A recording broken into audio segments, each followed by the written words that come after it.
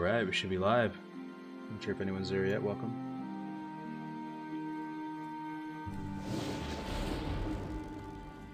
Doing a little late night sesh tonight. And the guide is taking Stashingville, which is pretty cozy vibes, so I don't want to stream it.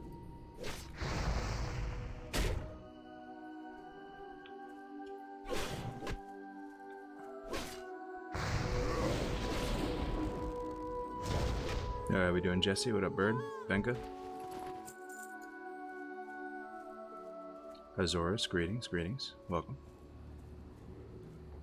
We're looking for some stealth night elves right now. We just hit level 28 and we got a few new ranks of some critical spells here. Got a new rank of Flame Shock. Got a new Frostbrand weapon. We just leveled up Engie from 1 to 143. So we have 15 target dummies, 22 dynamite, 5 grenades. Just overall a lot stronger. We used a lot of our sticky glues. Only have 1 left. Doing a lot of stupid stuff earlier. So we had to get some other backup, like emergency oh shit button type things going. I really don't want to fight these oozes. They put a debuff on you that like reduces attack speed massively. I'm trying not to aggro them.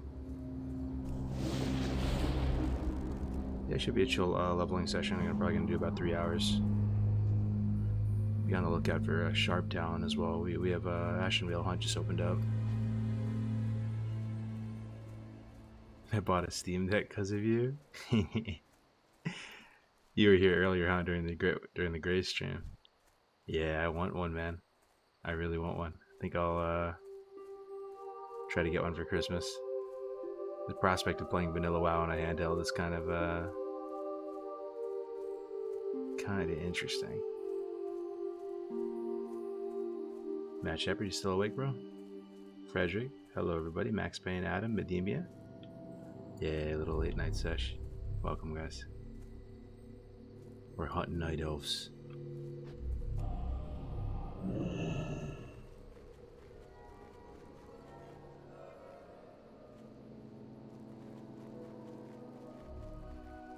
How's audio, by the way? Is it okay? Game sound, voice.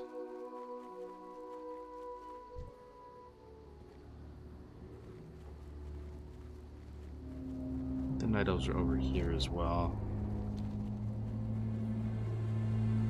Are you planning on trying Dragonflight? Thing is, bro, like I'm trying to have an open mind with it. I actually bought like multiple boosts, one on EU, one on NA, I had a 60 warrior. I started to get some vanilla transmog for him. A lot of my Classic Candy friends were saying they were going to roll on Area 52 and we should try retail together and all that. So out of a courtesy to them, I'm like, yeah, sure. Like, yeah, I mean, if you guys are all playing, I'll play. And no one ever played. They were getting back into hardcore and playing other stuff. So I boosted a guy. I'm ready to go in Area 52. Started running BWL on him to try to get some vanilla Fury Warrior like transmog gear so I could look like a little, you know, classic Fury Warrior. But yeah, I'm not sure if I'll actually play it, man. Here it's fun though, I hear good things. 3 more night elves.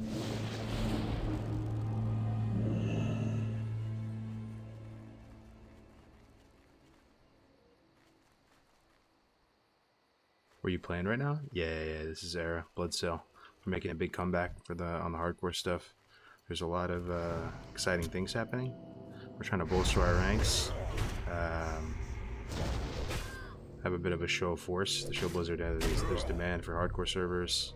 We're out here.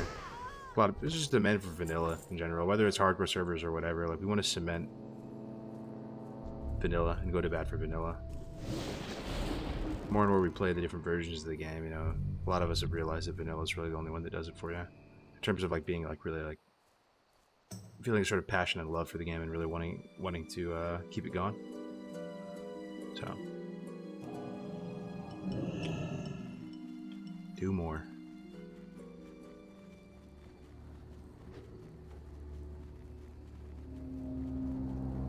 This is not a private server. This is not Everlook. My rogue's still chilling, 55 on Everlook.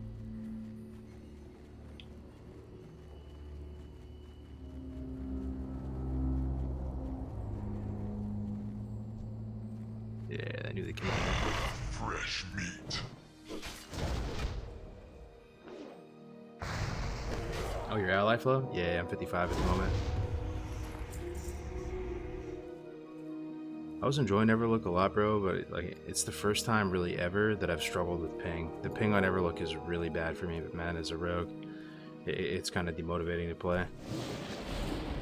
A lot of times I'll use blind or a kidney shot or something, and it looks almost like I'm lagging out, like about the DC. The ability will look like it's selected, and I'm just walking around for a couple seconds, not knowing what's happening, maybe rubber banding or what, and then the ability eventually goes off.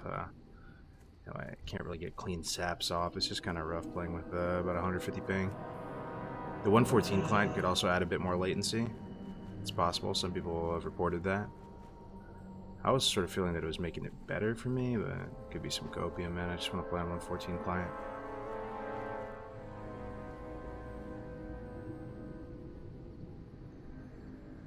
Era's butter smooth. Oh yeah, dude, Era's butter smooth. Have like no MS. Feels incredible.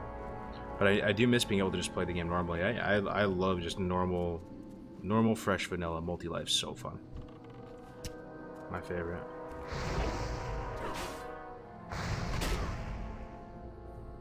Yo, MP, what's good, man?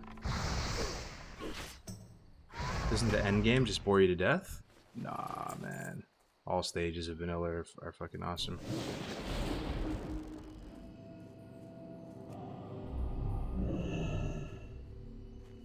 Doesn't bore me to death.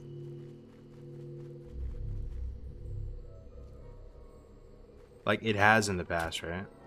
Because the thing is, like, you evolve with the game over time, your tastes change. And that's why I kind of said like vanilla is kind of like a fine wine, you learn how to appreciate it. And like, I've gone through phases where I've been sick of the standard issue meta, sick of the world buff, sick of whatever. And you think, there's certain flaws with the game. There's levels to this shit, you know what I mean? And then over time, you do enough playthroughs on vanilla servers, and you kind of realize, the pros and cons of everything. And at this stage, man, I want to just compare vanilla to other versions of the game. Like, I appreciate it all, dude. Everything from a little honeymoon phase, everybody's chasing Prebis and leveling up, all the way to Nax. Look at this belt I got. This belt is absolutely insane. Screecher belt from Stone Talon. Stam, Int, 2 Spirit, and 12 attack power. It's actually Prebis Twink belt for 19 bracket. Just picked it up for killing Sereno. Not Sereno. What is that? Bloodclaw Ripper? Harpy Ripper? Stone Talon? Almost died fighting her, actually. Run along the side of the river to here. Okay. Go to the river, got it. Yeah, Era Blood Cell, back to basics.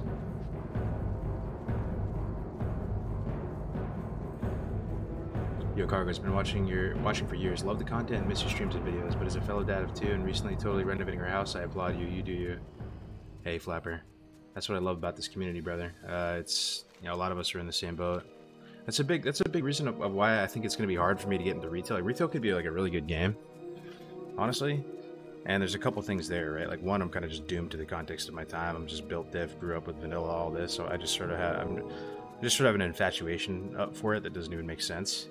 But 2, I really like the community and how you can assume like your average person running around in the game world when you're playing Classic is a bit older, late 20s or mid to late 20s, or early to mid 30s usually. And that's just really dope to me. It's kind of the reason why like it would be hard for me to go and play like CS:GO or some of the games that like the younger kids are into, because I just feel like a creeper, man. I don't know. But yeah, I definitely just like really like how a lot of us are at the same life stage, and everything's kind of relatable. And life is hard, man. Life is hard. There's a lot of curveballs that get thrown at you. So when you're surrounded by people who are kind of like at the same stage, quite nice. And you got the occasional Young bloods hanging out as well. Yo, Saturn, what's up, bro? Still awake? Vanilla's Abyss, looking back, I did not really think TBC had legs. It just depends, you know? Like, did you enjoy questing in Outland? I did. Thought it was pretty cool. I like the ambience and the zones and the music. Badass. It was really a lot of fun. And you get to 70, did you enjoy Karazhan? Yeah, Karazhan was fun. Karazhan was really fun. The bosses, the loot, buttons are pretty fun to press in all the classes. You know, did you enjoy Gruels and Mags? Yeah, pretty fun. Pretty fun. Did you enjoy, like, you know, getting a taste of that old school arena where everything's a little more rock, paper, scissors? It was pretty fun, man. DBC was pretty fun. Wrath's pretty fun as well. I mean, I enjoyed the games immensely. I'd still give them like 9 out of 10s, but for me, it's like it's just a totally different vibe than vanilla, right? Where vanilla, the world, you know, the world is the main character. Where in TBC and Wrath, it's far from the main character. You're the main character. Or end game is the main thing to do, right? No. But it's all pretty fun.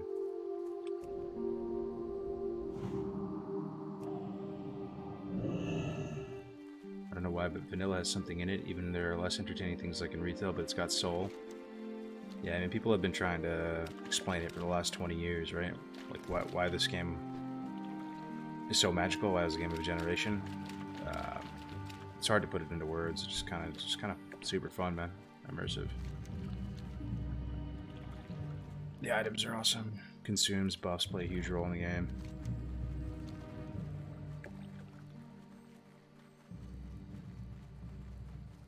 Would love a VR immersion vanilla. Yeah, if we I know some of you guys are fucking like crypto millionaire and billionaires and, you know, entrepreneurs and executives and all those people, man. We got to come together at some point, start a venture capital fund or something and just rebuild like vanilla, even if it is like TOS or whatever. Just do it out of passion. Just do it. Just send it. Just send it. Let's just do it. Let's like voice over all the quests. Let's remake the world in Unreal or something. Just as a test. Just to test the waters, you know? See what happens. Yeah, I don't know. And then a lot of times you just have to send it, and then, like, you know, Blizzard might take notice and go, hey, that's pretty cool. Maybe we should do that. One day. Maybe in like 10 years. And we've all amassed our fortunes. Come together. Start the Blackrock Depths Ventures. Blackrock Depths Capital. There it is. Alright, we're killing satyrs.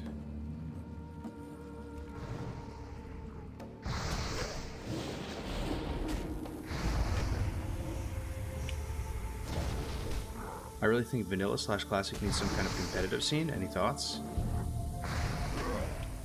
Yeah, for sure. I think that'd be really cool. A few things that come to mind with that. The low-hanging fruit is Warsong.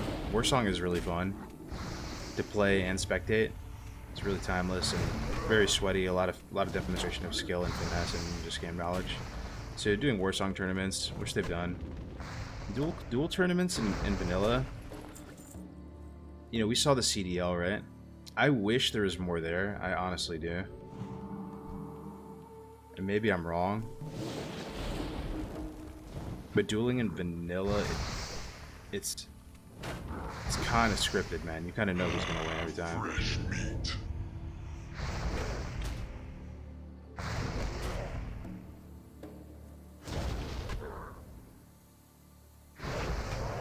But there might be a way to kind of tweak the rule set, tweak the items, do something to it to make it kind of cool. I mean, arena in vanilla could be really interesting as well. No one's really tried that. Okay, there's stealth satyrs here. Okay.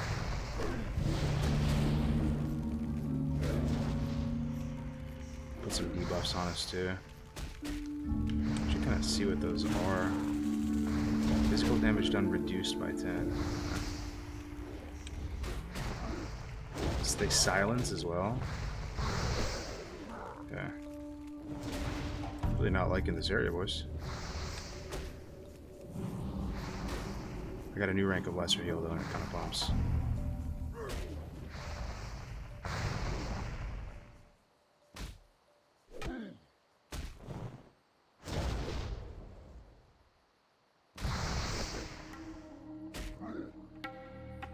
Rogue vs Mage duels are pretty cracked.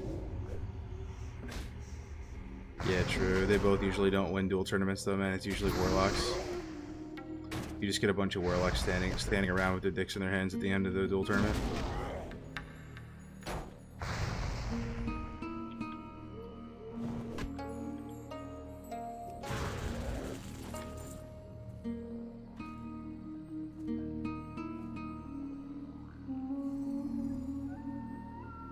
The stream joke with you was a guilty of mine for ages. Wanted them to help me market it, but I don't know about legalities. I had an idea of starting a crowdfunding. When Sunfell was big, try to crowdfund something crazy like 20K or something for a tournament series. Yeah. Yeah, it's tough. It's tough with any venture to get someone who's willing to make the first move. A lot of times you just have to do it yourself. You know, if you're trying to start some kind of league or something like that, you'd have to go out there and kind of, it'd be like a balancing act. You'd have to get streamers to like lightly commit and say like, you know, if this prize pool was in place and this is the rule set and stuff, I'd play. You get a big like network of them built up, put it on like a pitch deck, right? Show the rule set, make it nice high production value. Then you'd probably go at the same time go pitch like sponsors.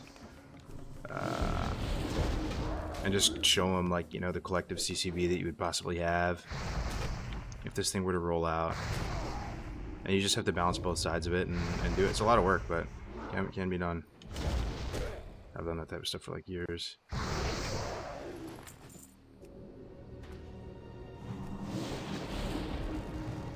Worried about these stealth mobs, man.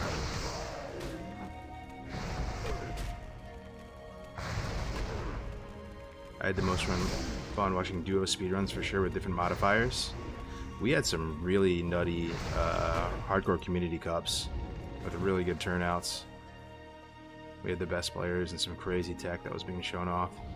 Kind of got to the point with our hardcore cups that it was like, how are we going to beat this? How are we going to one-up this? Like, I feel like all the really nutty tech has been shown on stream, and that was a big reason why it was also like a lot of work to run those, so there's that too. We might be due for another one, another hardcore community cup. I was talking to Grays about it the other day. He said he was down to actually take it on. You know, full casters, do it on Blood Sail, or do it on. You know, I'm not sure where to do it. We'd have to have some like kind of griefing protections. Maybe you'd run it across all servers. That's one way to do it. Or you can just feel free to start on any server you'd like, as long as you're streaming it.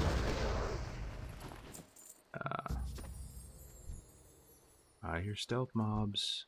There it is.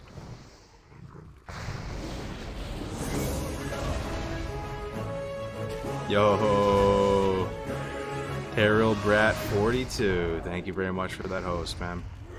Thank you for that raid. First time checking out your stream today. Really cool, nice vibes. I love that you have a German Shepherd. Love the hardcore bandana on the pupper. That's really awesome. Thank you so much for the raid. Appreciate it, Terrell Brat. Big mod in the hardcore community. Been around since pretty much its very inception. Thank you very much for that. Appreciate it. Yeah, we back. How we doing, Juno? Good to see you, man. You still doing an event, Juno? Is that Big Max the Rip? Is that young Rip gun clip 100 mil one trip? Damn, what's up, Ripper? How you doing, man? Ripper is like Max the Ripper. Pretty much my oldest childhood friend. Good to see you, bro.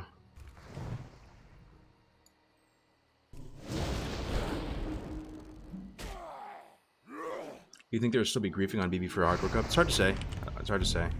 Possible. You always have to prepare for it, though.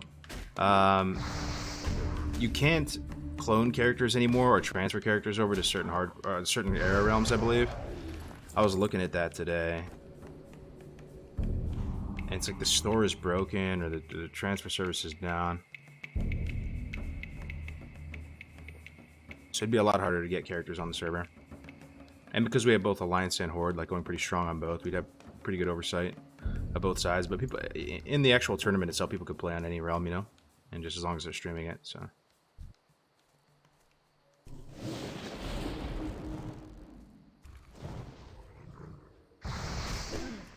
Here's stealth around here. You know what I need to start doing on Shaman? I need to start making use of Stoneclaw Totem more. I just got a new rank of it. And it's really good, Stone Claw Totem. Like, even right now, if I dropped it, it'd probably get threat over me. But maybe not. That has to be for him. Like, anytime I pull a second target, I just hate to immediately snap drop Stone Claw. Get in the habit of that.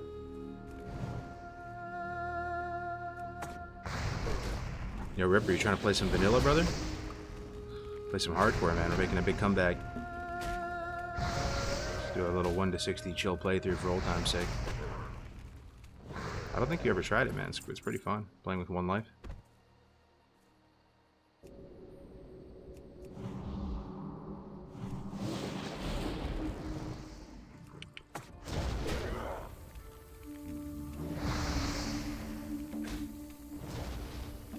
Anyone doing hardcore on EU?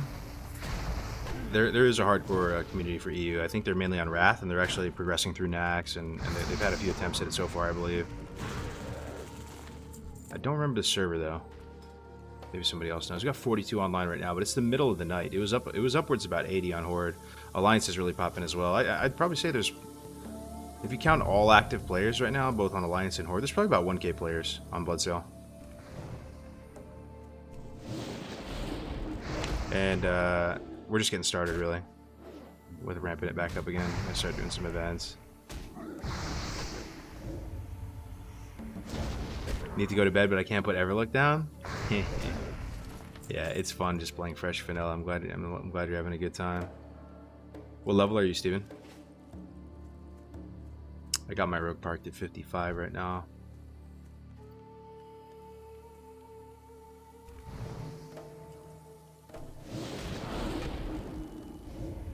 "33 female dwarf pally." So many female dwarves running around. 42 that's late is great. Oh yeah, we're just getting started too, man.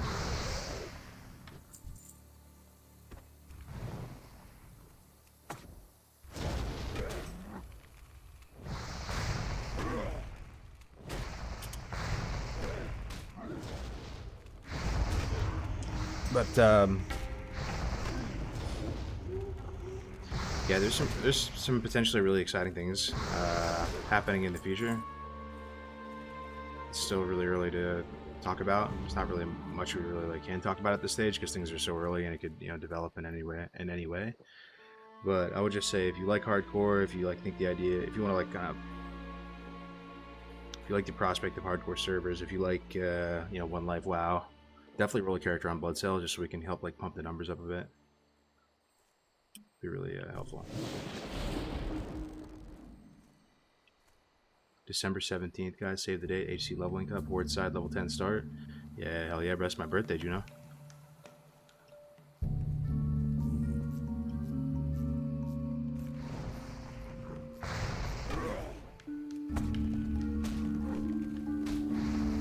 Have you ever tried Ascension? I've never tried it. I know a lot of people really like it. I have a hard time explaining my thoughts on it. Maybe it would be fun if I tried it, you know what I mean? I'm kind of one of those people that... I'm kind of one of those stubborn people that's pretty reluctant to try stuff. I'm a little bit stuck in my ways. That's kind of something I'm just trying to, be introspective of. So there's a chance, the type of thing that if I got around to trying it, maybe it would be kind of fun. But I like normal WoW is the thing, bro. I like the classes as they are. I sort of don't want to just rip them apart and turn it into a straight up free for all. In many ways, I see a server like that, and it kind of is like a clown fiesta. It looks kind of like retail to me. There's using all these retail models. It's like they're taking this beautiful world and just kind of ripping it apart. I can't help but feel that way. You know what I mean? Whereas a private server like Turtle WoW, I sort of feel like the changes they have made have been a little bit more tasteful, artistically. But the changes they make, the zones that they implement and stuff like that, it feels a little bit more authentic and vanilla. It fits the vibe. But yeah, it's just me. It's no disrespect intended.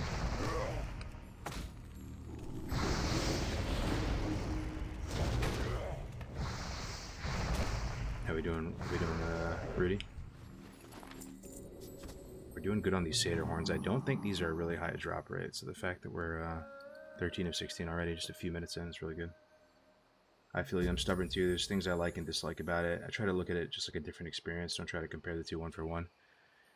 Yeah, there's a few things that Ascension did in particular that was kind of off-putting for me.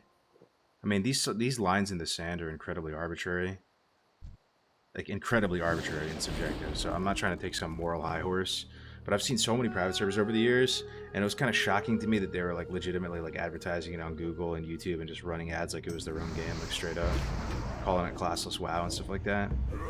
Like that was like sort of a bit shameless to me.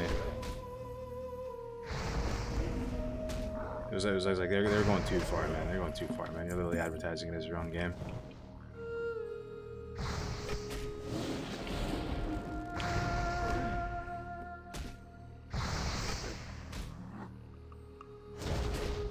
Been playing lots of Turtle recently. Yeah, Turtle seems legit, man. Like, I feel like the people who run it like really love vanilla. Like, they have an incredible passion for the game, and a lot of the people there, it's not really like sweaty, you know. They're like more RP people, kind of more like casual. But those people like really love the game, you know. It's nice.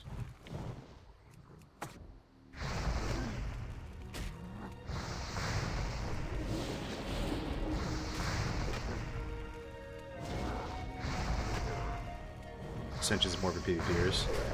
Yeah, I saw they had like a whole arena system and stuff.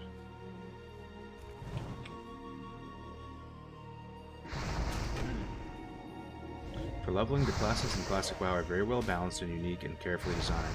It's truly amazing how well they got this down, at least by 112. Yeah, I mean, for sure, brother. It's crazy. Like, it's crazy how unique and flavorful each class is in vanilla, and that how the actual playstyle aligns with the class fantasy. I really, my theory on it is they kind of just, it could have just been a freak accident that it panned out this way. You know what I mean? You talk with some of the OGs who actually worked on the game back then, and yes, they did have a lot of love for the game. Yes, they were working incredibly hard and stuff like that, but it didn't seem like they had that much of like a grandiose vision for the current meta of vanilla. It was more of like they were all like a bunch of like really passionate nerds and like D&D nerds that were working on really cool things like buffs and items, and they all kind of just did their own thing to a certain extent. And the way that it all interacted with each other, the end result ended up just being like stumbling upon magic type of deal. You know, and I'm pretty sure Kevin Jordan and stuff has talked about that. Like, they didn't plan on World Buster being used in raids at all. They didn't plan half these like green items and consumes to be used in like high-end PvP and in the way that the ways that they are utilized.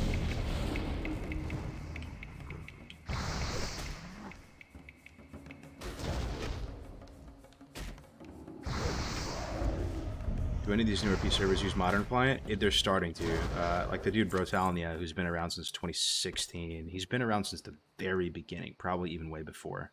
He's a skinny Bulgarian dude, funny guy, developer. And he was the original guy who whipped up that Light Soap, you know, V-Mangos repack that all the creators used to like make videos and stuff. They could run around in their own private server and get footage and B-roll and stuff.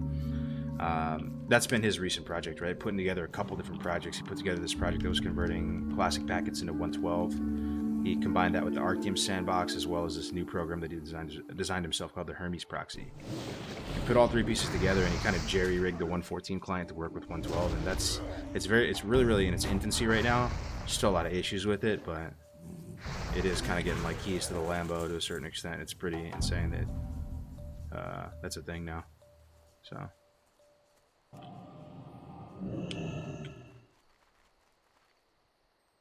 Okay, we're done with this, right?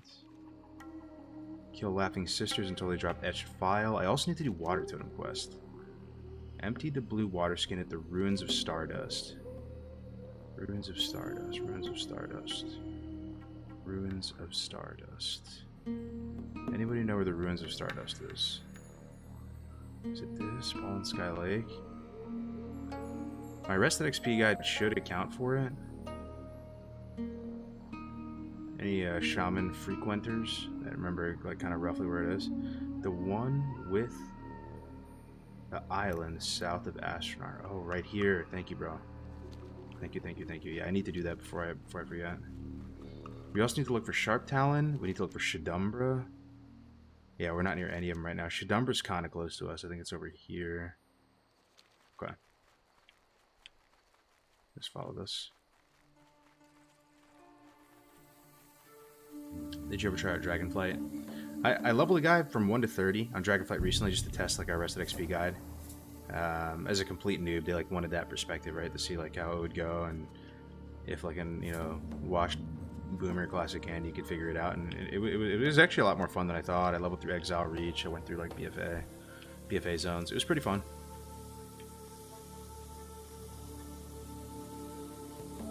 Where's your taskbar? It's hidden right now. This is a private server? No, this is classic era. Alright, okay. Rainwood Retreat. This is incredibly dangerous, right, guys? Aren't there Alliance, like, guards kind of intermingling in this area? I'm kind of sketched out. I don't want to Geronimo down there. Blind. I think there's, like you know, those Night Elf Sentinel types from Warcraft 3 just walking around. I don't know what level they are. They could flag us as well if we aggro them. Okay, at least we can jump down with some confidence from this angle.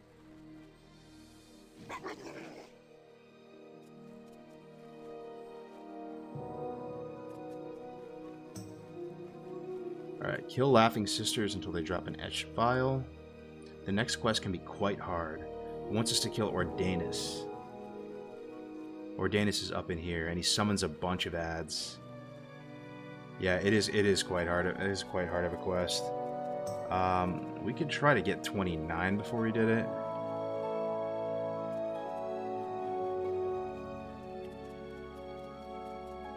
We'll look at it.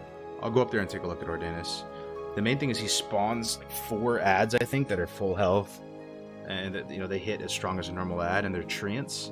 So you kind of have to kill him and run out. But obviously you're in a structure that's like vertically oriented. It's like a tall structure, so like, you know, those mobs can hit you on the Z-axis. If you're trying to just go straight down, you kind of have to jump off the side. So, okay, here's the Laughing Sisters. And I think mixed in with these sisters are these Alliance Sentinels.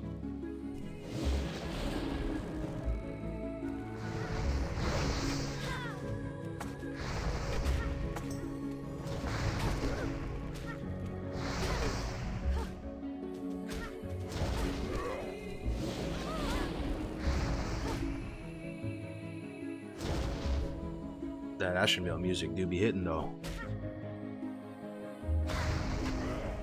They're around your level, I think. I have a WoW question. What would you say is/are the top characters you have the most attachment to over your whole WoW career? That's a really good question.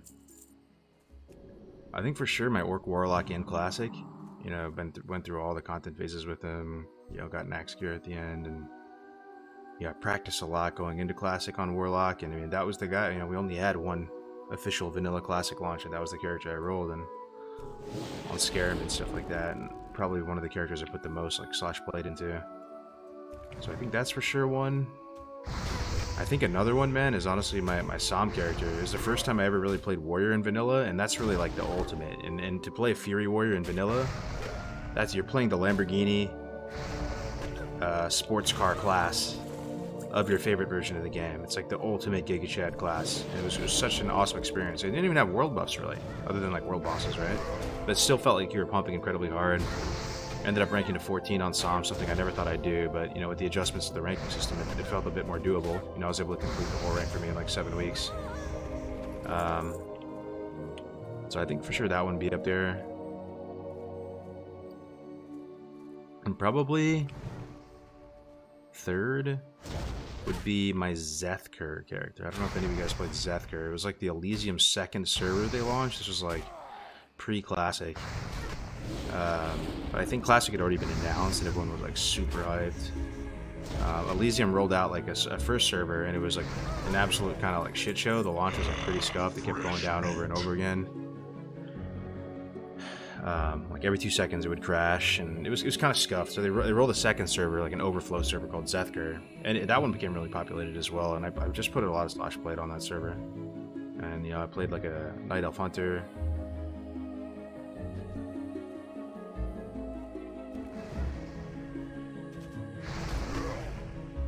Hey, how you doing, Nuggler? Good to see you, man. Especially in a great guild with one of the top paladin healers in Shaman. Damn right, Satin. Damn right. We had a good time though, right? Shaman was pretty fun, bro. A lot of good memories. Starting that guild cleave. Did we get the vial? No.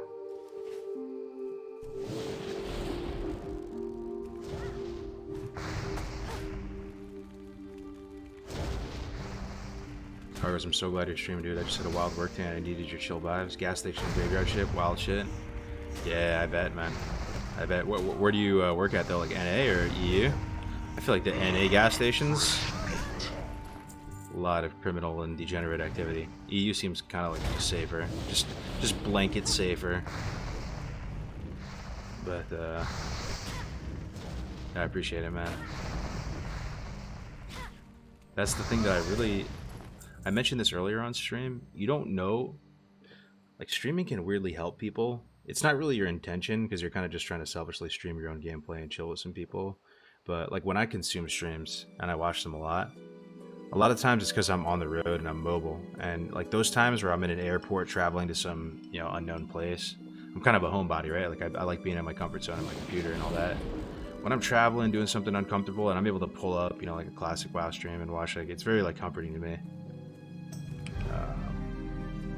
And like when you're streaming, you never like think that you're like, you're streaming for people that are potentially traveling. Like, I really enjoyed it. I got some feedback during Classic. People would message me, like police officers would message me and be like, hey man, I'm on patrol right now. I'm in the patrol car, just like watching your stream and like watching your videos and stuff, and like really helps me get through the shift. It was so mind blowing to me. I was like, man, that's so crazy, dude. Like cops are watching, and or there'd be like doctors and like just people from all walks of life. It's just really cool. I think about that sometimes, like when I'm streaming, like I wonder where everybody is, where they're watching from, what they're doing. Fresh meat. Yo, Lesamos, still awake, brother? In Columbus, gotcha. My poor manager got her shoulder bashed by a customer. Ah, man, that sucks. People have been dropping like flies all evening. Oh, we got the etch file. Nice. Okay, guys. Okay, guys, what do you think? This next quest can be quite hard. I know this is Tactics that wrote it because it says quite. Tactics says that a lot. Be extra careful. Ordanis can be, he says it twice. Ordanis can be quite hard. Yours should try to burst him. That's how you know it's a Tactics thing too. There's a little typo in there. Loot him and then jump down from the building. Alright, let's try it out. I feel pretty strong as Shaman. My weapon is a little bit washed, but we got target dummies and stuff too.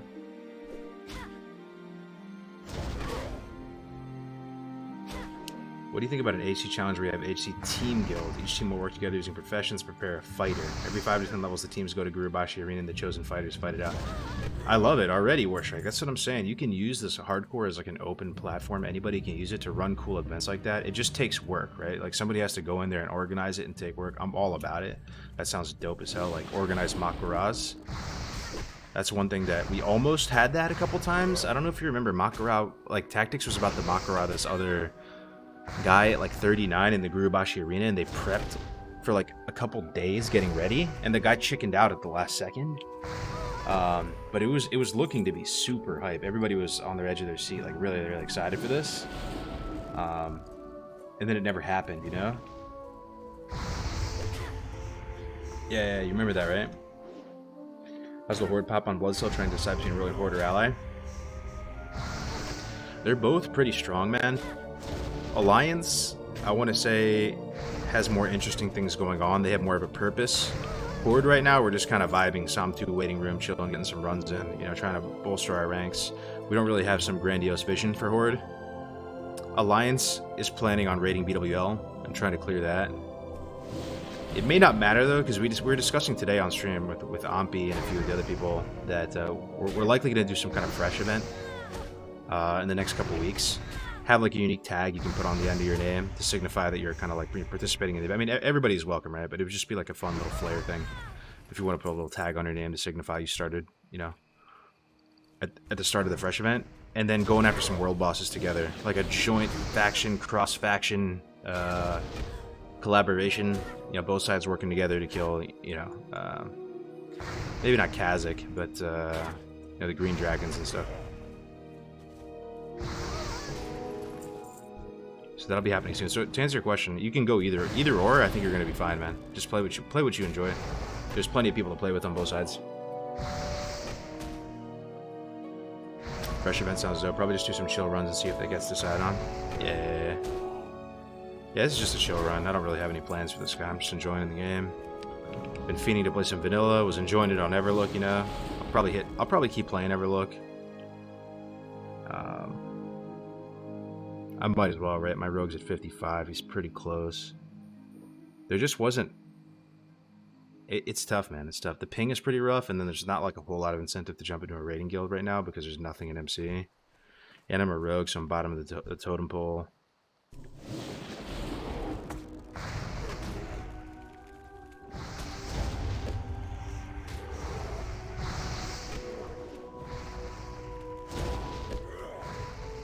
I have really enjoyed the Shaman though so far. I've never done this where I've gone you know, one-hander shield for this long. I tried one other time, but I died pretty early on. Really enjoying it, man. I feel very strong, very safe. You know, a lot of times you think, oh man, if I did the run over again, I would have done it differently. I don't think I would have changed a single thing about the way I went about this run on Shaman so far. I'll let you know though if I make any like big mistakes or something. Like my preference is to just run sword and board like the whole way up, and then maybe like respec Ellie at some point to see how that is. But if I do get like a sicko two-hander like Corpse Maker or something out of RFD, happy to use the two-hander for a bit. Whoops. I pulled something. Pulled one, pulled two, pulled three. Let me go over here and heal for a second. How do I pull that much, man? I feel pretty strong though. I think I can take him.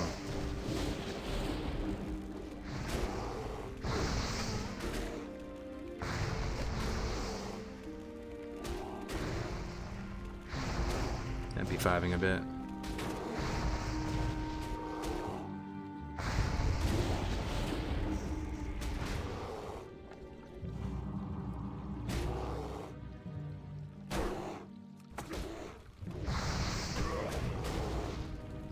I'm pretty glad I have a shield right now. Got a beefy version of Stone Skin Totem going. Got my shield, got shield spec.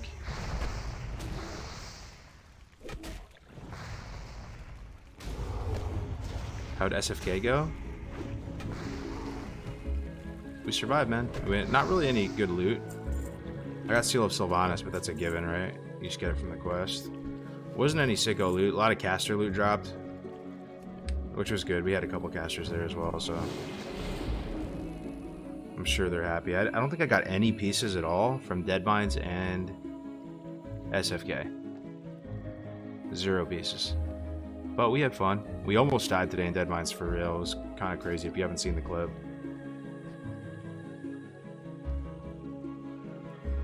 This music is hitting. Hell yeah. On what private server are you playing? We're playing on actual Blizzard servers right now. This is a Bloodsail Buccaneers NA. Alright, we're going for Ordanis. Going for Ordanis. We're going to scope it out.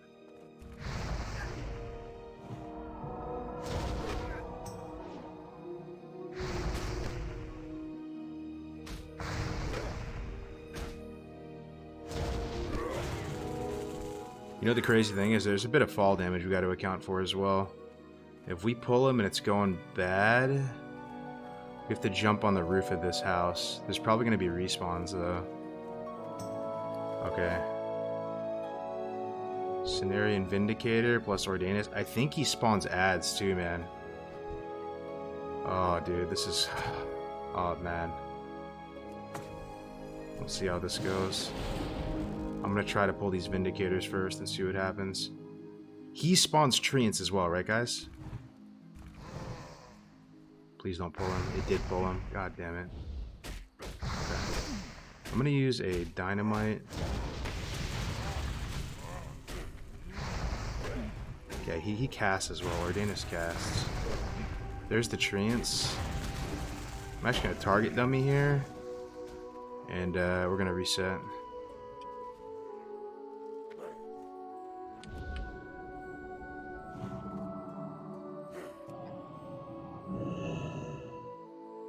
We killed one. I'm not giving up on this fully. We killed one. Let's get them to reset. And let's hustle back up there before respawns. And we're going to rinse and repeat. And we're going to really hope that those Treants despawn and they don't just sit there for like a million years. Target them, he's pretty cracked for this quest though. He's still chasing, man. The Vindicator. They're still chasing. What the fuck?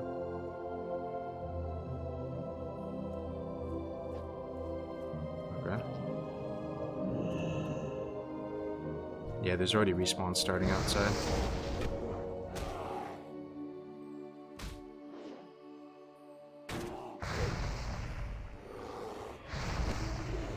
How you doing, Ozuma?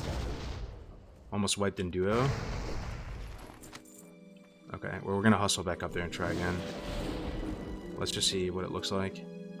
Like, if it's just him and the Treants, I feel pretty good about it, right? But if it's him plus those ads as well, then I'm just feeling pretty sketched out.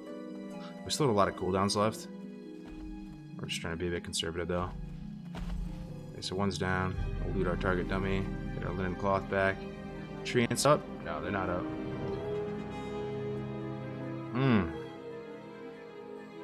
We might be able to just kill Ordainus here. Let's try. Put this. We're gonna go for a burst line on him. Big damage on him. And pump lightning bolts and shit. Here we go. Resist? That's a bad start, man. That's a bad start.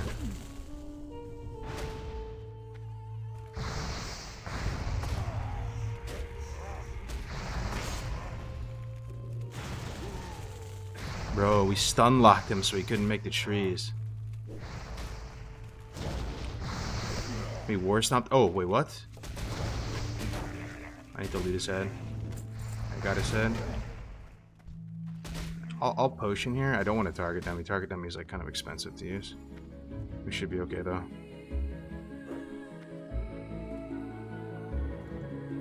Is there any respawns down here?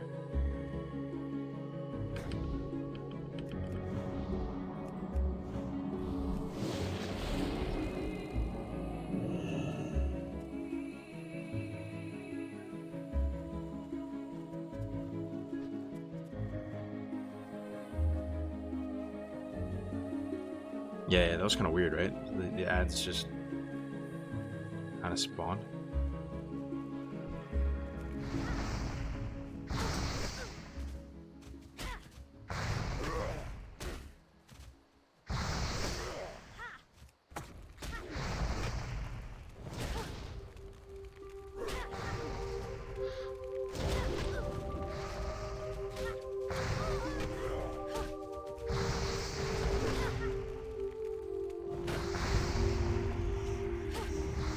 Play it, but that is Psalm for you. Seasonal like Diablo, some people get hyped for fresh. Just wanting fresh is a reason up for Psalm too. Yeah, man, I mean, just try to embrace Psalm. You know, I think it was a pretty respectful first stab at Classic Plus with Psalm. Like, I mean, I love talking about this stuff too. Like, what were your guys' grievances with Psalm? Like, aside from timing, just try to take timing out of the picture and try to be constructive about what you didn't like about Psalm, right? Like, try to, like, you know, be constructive with what you're saying though. There were some issues with it. I thought there was some really awesome stuff with it. I thought was really cool and interesting. We kind of like learned a lot as a community, like how it went. I do think like the biggest issue with Psalm was purely timing, honestly. They spun it up like right as rating was getting like hype again. Kinda, right? It was right before Black Temple and all that PvC. It came out like pretty much as Tier 5 was rounding that corner in the Black Temple. Soul of Iron buff was awesome. No rebalance of classes and content other than the raid, but that's the thing. As a first stab of Classic Plus, they have to be extremely delicate and respectful with the game. And if they straight up just start rebalancing classes, there's a lot of people that will cringe to the bottom of their soul and will straight up not play it. Like, if they start rebalancing classes and it's looking like a clown fiesta, I'll straight up like never touch the game again. Like, I don't know. Maybe, okay, it might be an exaggeration, but you know what I mean? Like, imagine you log into SOM and it's just unrecognizable, the meta of vanilla, and all the classes are like just fucked up, talents are fucked up. Like, I feel like they made a few changes that did change the feel of the game and made it feel fresh, made it feel new. You know, they had Dire Maul there on launch, they had the Dungeon Set 2 available on launch. Oh, sick shit done, bro. They would rebalance it too much, and I don't think the community trusts Blizzard enough to rebalance the classes of vanilla. Like, that's just like crazy, man. Like, we got to take some baby steps, and I think SOM, they achieved that. They did some things. I liked how the flasks would proc and you could get multiple like potions and flasks. It was really fun, and it was very consumable heavy, right? So they did that as a result of like you needed like tons of fire protection potions and stuff like that, or nature protection potions. We got Shadumberson.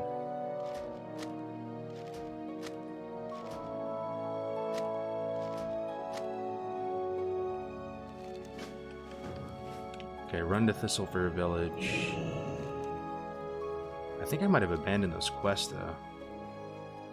I might have to get them again. It's gonna make me do... Yeah, I think I need to get those quests again.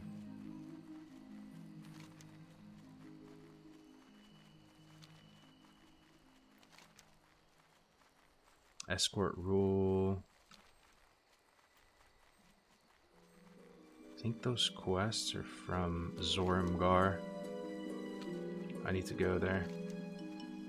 Oh man, at the same time, Astronar's down here. It's gonna be tough to get there. It's gonna be a little tough to get there. They have these walking protectors that are skull mobs walking around. They look like the structures from Warcraft 3. They will 2-tap you.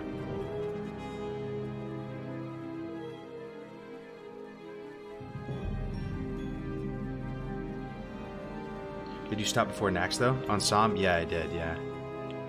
I ended up playing into AQ40. We cleared it a couple times. We did the PTR. And then I think Wrath was coming out, honestly, at that point. So I ended up going back over to Wrath. And getting ready for that.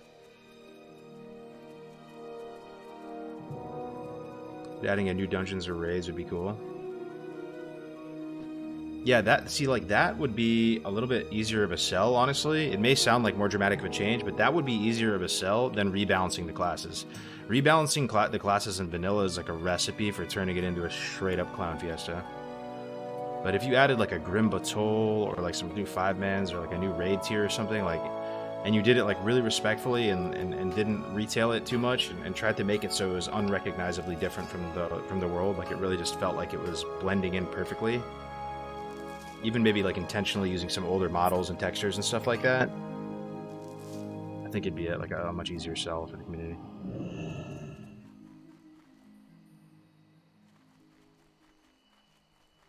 They just need to make other classes more viable. I was still real aware. Also, they did make more classes viable in SOM though. They made unlimited debuff slots. Really changed the meta massively. That's what I'm talking about. They made a small change. They went from 16 debuff slots as what we had in Classic, right? It's 8 on Everlook right now. It's kind of insane that it's 8. But it was 16 on Classic to unlimited. That alone, that small change has massive ramifications on the meta and like will buff some classes and balance things out a bit, right? Having Dungeon Set 2 available at launch made Rogues way better. It made a lot of classes way better. You know, they didn't have world buffs and raids. That balanced it out a lot. Like, Warriors were still top in SOM, but not by like a country mile, you know?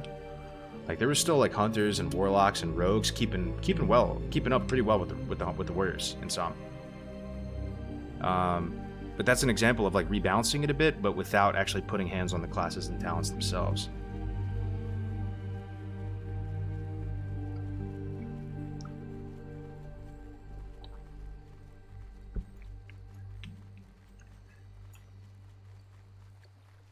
No, world buff rebalances the game well too. Yeah, the thing is though, like that is one of the downsides looking back on it on Psalm. I appreciated it for what it was. I thought there was like a lot of like interesting things that they did. And I'm just happy that they were. Psalm was ultimately like a big win, just because we know that Blizzard intends to keep vanilla servers, where with a pulse that's like changing and seasonal, like that's a huge, tremendous win for the community, man. Like I remember in the days after Classic, thinking we would talk amongst ourselves while we were streaming, like, dude, how sick would it be if Blizzard did seasonal servers, kind of like Diablo with a ladder and stuff like that. And they're essentially doing it with Season of Mastery, you know. And people started shitting on Blizzard massively, thinking Psalm was an absolute disaster. Like, bro, show a little respect, man. Like, that's a huge win. The idea that they're going to do seasonal servers and continue to innovate and poke at it. And I thought it was a respectful first stab at Classic Plus. Like, they didn't poke the bear too much. But, like, I do think not having world buffs in the raids, we got to see what it was like. In some ways, it was better. But I think ultimately, if we did another Psalm, my personal vote would be to include world buffs. And I think they will, honestly. I think they'll do Chrono Boon, so you can have world buffs in the raid. It's just a big chunk of content you're deleting out of the game, and you want to have as much content as possible in the game so people have stuff to do and the game feels alive.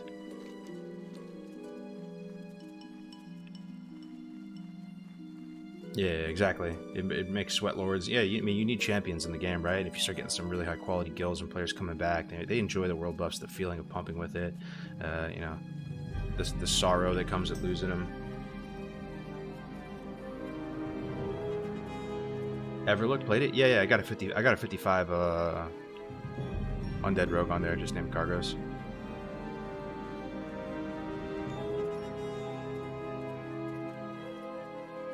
I really respect Turtle WoW. They made HC mode so good. If you lost, you lost. A lot of new content, making real vanilla plus. Yeah. And I'm on the same page, bro. And I haven't even really played Turtle WoW, but I've watched it a bit, and it seems like they really have they have good taste at Turtle WoW. I go to their website. It looks kind of like, it doesn't look cringe to me. It doesn't look like a Clown Fiesta. It looks kind of professional and sleek. It's somewhat congruent with the way vanilla looks. I can sense the love with what they're doing. I don't think it's like some shameless cash grab or some shit like that. Where Ascension, I don't want to like be a doomer here, but like they're charging like $150 for their beta or something, right? And like kind of looks like retail, kind of like corny ads, kind of CBA with that.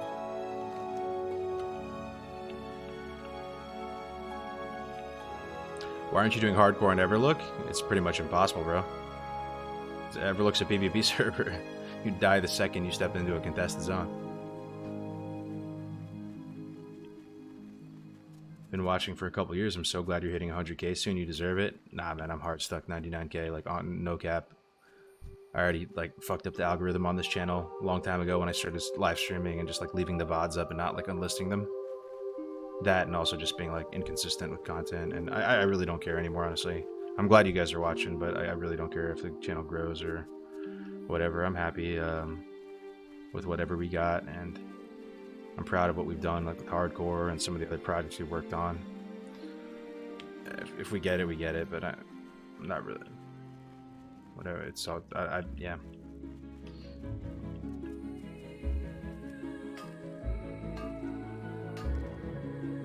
PvP is the best way to do hardcore, though. If you think so, by all means, brother, go for it. I think it sounds really good on paper to do hardcore PvP, but you're just gonna die to some high level. You're not gonna have any shot. Like, if you started a hardcore on Everlook right now, you know, go into Stone Town and a level 60 would kill you, and that'd be that. If it was a fresh hardcore realm and it was PvP, that's a whole different beast. But doing hardcore on Everlook is just a colossal waste of time.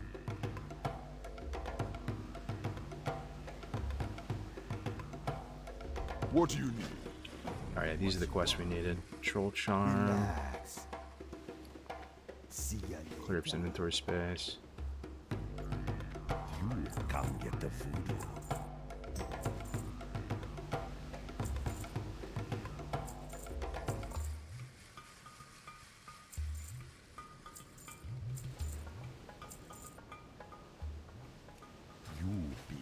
Careful, man.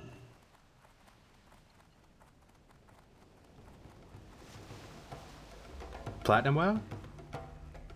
Whoa, big Platinum WoW in the house? What up, dude? You guys know Platinum, right? You got a lot of fans in here, I'm sure, Platinum. Good to see you, brother. Pop on Everlook, when I sort of put my guy on pause, it was sitting at like 7.8k. It was growing. There was more people when I stopped playing it actively than launch day. Launch day had like 5k and change. It was at 7.8, but huge influx of Chinese players coming in, which I have no problem with. It's a global server. I always like that about private servers. So it's an international community and everybody can share it, but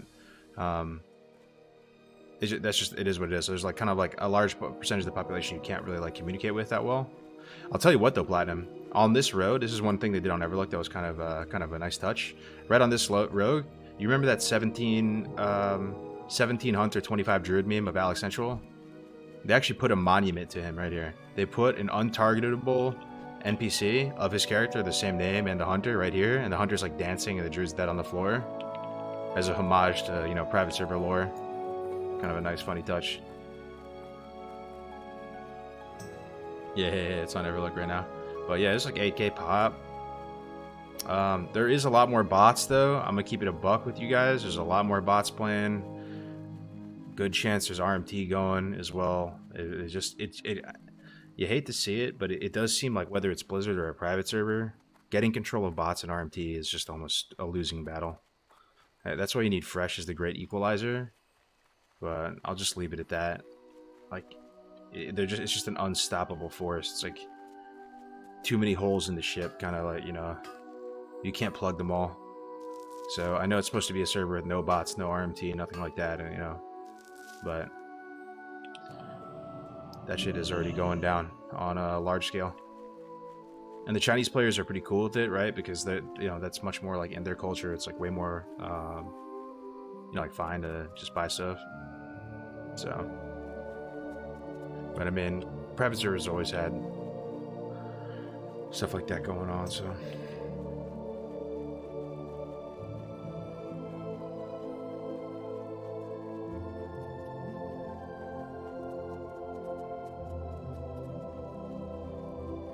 And FYI, chat, only one person did hardcore on a PvP server. That's Azimus. Dude, did he really? Bro, you know I've been chilling with Azimus a lot. We played on Everlook together, and we duo level double undead rogues. Azimus is just a fantastic human being. I really like that dude. I can't even explain in words all the reasons of, like, he's just really awesome, like, a humble, genuine guy. Loves vanilla WoW a lot. Funny dude. Got that English wit. I spent a lot of time hanging out with him in Discord calls. It was really a lot of fun leveling my rogues up together. But yeah, I forgot that, man. I totally forgot that he did PvP hardcore. I have a faint, vague memory when I had no idea who he was. People were coming into my chat and said, like, yo, did you see this guy Azimus? He was doing hardcore on a PvP server. What were you saying was about to come to light with Everlook? I don't know if it is going to come to light anymore, bro. I'm not trying to say anything, man. I thought something was going to happen, but it may not happen. We'll just have to see how it goes.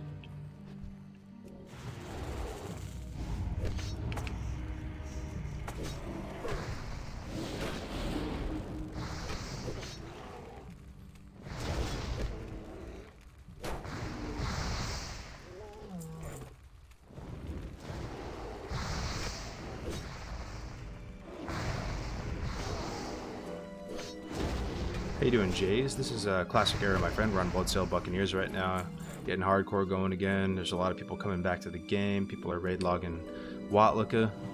Got that phase 1 blues sinking in. People clearing Naxxramas, you know, faster and faster. Got plenty of time outside of raid. People coming back to vanilla, man. Love to see it.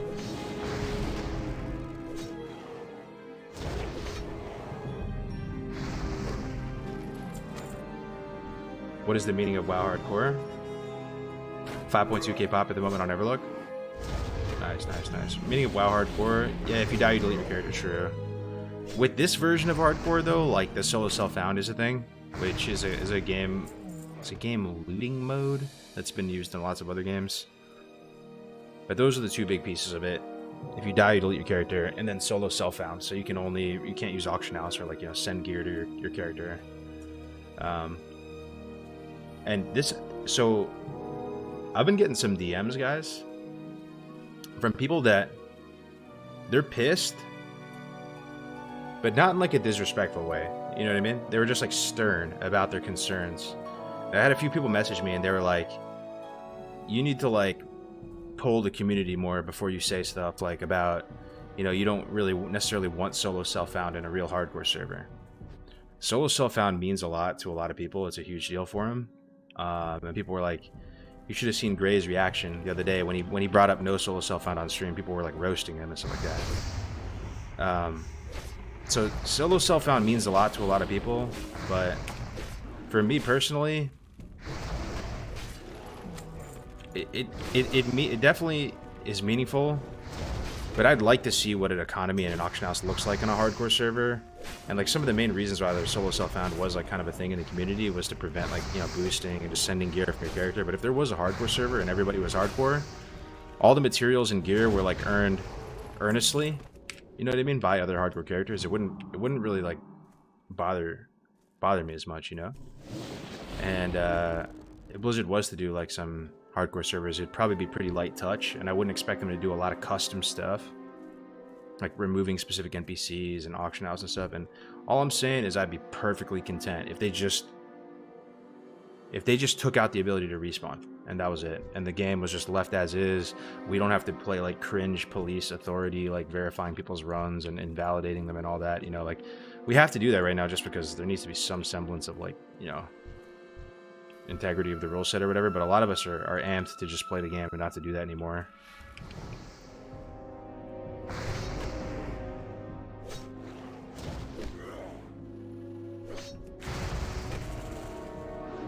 Yo, what's up, Woo? Been a while since I've delved into the classic scene. Are we getting a cool classic plus season mastery? I think they're gonna do Psalm 2 for sure. I think they will do a Psalm 2. If I had to predict when it's coming out, I don't think it's coming out anytime soon. Like, I think it'd be coming out maybe like mid to late next year, in 2023, that is.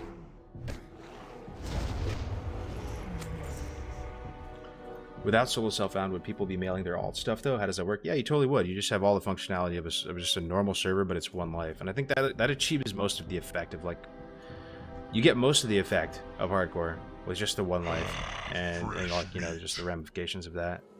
The solo self-found is dope, and people could still do that, right? If they wanted to, they could just run the add-on and run, and you know, make the run solo self-found. That's totally like their prerogative.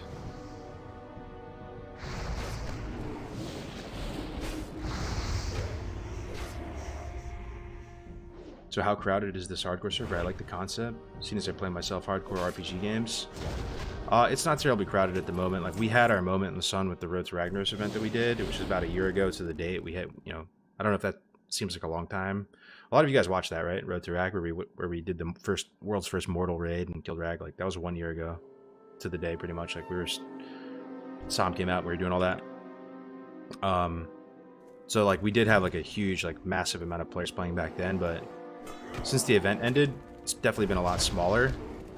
There's still been like some diehards that have been playing, and probably a couple thousand players across all the different versions of the game, but we're making a bit of a comeback now. Road to Rag was peak WoW streaming. I appreciate that, bro. I'm so glad that people like look back on it fondly. Because if you remember, when it was out, you guys remember all the, you know, the Keck W's and the road to resets being spammed. There was definitely some haters, man, at the time, but I think the way all the dust settled, it's pretty good. If we have an HC server, can we do multiple dungeon IDs then with leveling? Yeah, I think they would, man. Just like a light touch, make it so you can't respawn. That's enough, man. If we want to like do our own challenges and stuff past that, like we still can run the add-on, do all that, but just disable res, probably the lightest touch thing Blizzard could do, and that would be enough, man. We'd have so much fun. We could take it to the moon.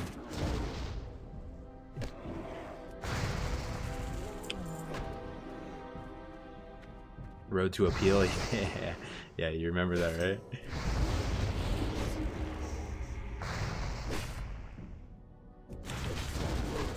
Bitcoin lol. Yeah, it's all coming back, right? You remember that, dude? Kite and Terramis, Mind controlling. God, it was a stressful time, but the fact that we ended up doing it though, oh man. It had a happy ending. Love to see it. Where are your bars?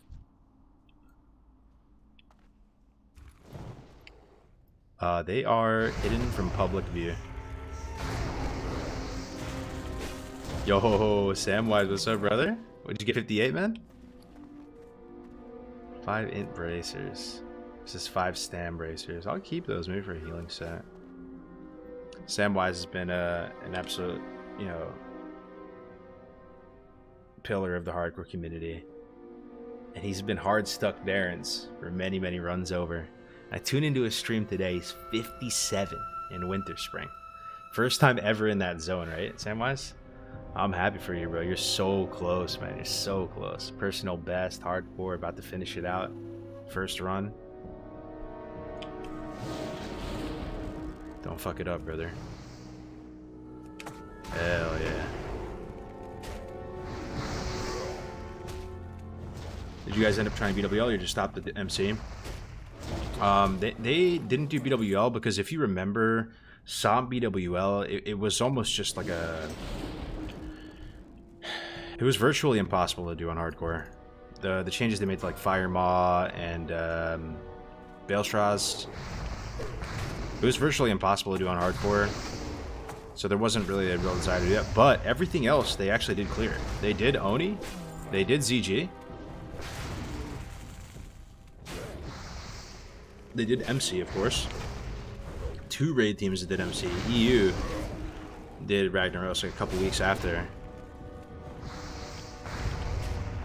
But right now on Era Alliance, as we speak, you know, I'm on Horde Bloodsail. But the Alliance Bloodsail guys, they are trying to do BWL soon, probably in like the next month or so. So if that sounds interesting, man, come through. A lot of Giga gamers on Alliance right now. Get ready to take on Nefarian. Was that just a server announcement that someone in game died? Yeah. I'll pull it up real quick to show some of the new. There's always new people, right? So hopefully all the seasoned hardcore people can just bear with it. But we have this add-on. When this game mode like pretty much first started, all we really had to have any sort of accountability over people participating was just people had to record and stream. Record or stream. Oh shit. Oh, thank God. So it was just recording. It was very manual at the start, but it was kind of cool. We had a lot of clips. Like, have you guys noticed in the hardcore Discord, we have like no clips anymore because no one records. But we eventually built out this add-on. So you get this encrypted, obfuscated string of text that pertains to your character, tracking all of your character's, you know, deaths and deeds of valor. So if you get 60, you copy and import this into the site, and it'll like put you on the leaderboard. And there's all these achievements in the add-on as well that are tracked automatically through the add-on in the string, which is quite nice. There's some cool ones. Like this is a really popular one at the moment, self-made. This is where you can only equip items that you create. So you know, you'd be like you play like a warrior blacksmith, and the only like weapons and gear you can make is from, you know, blacksmithing. It's pretty cool. But the those announcements are through the add-on. When someone dies, it makes an announcement. Go Tyroar, thank you for the tier 1, man. 2 months. Thank you for all your YouTube vids and kicking ass. Enjoy the content. Really appreciate that, bro. Thank you for the support.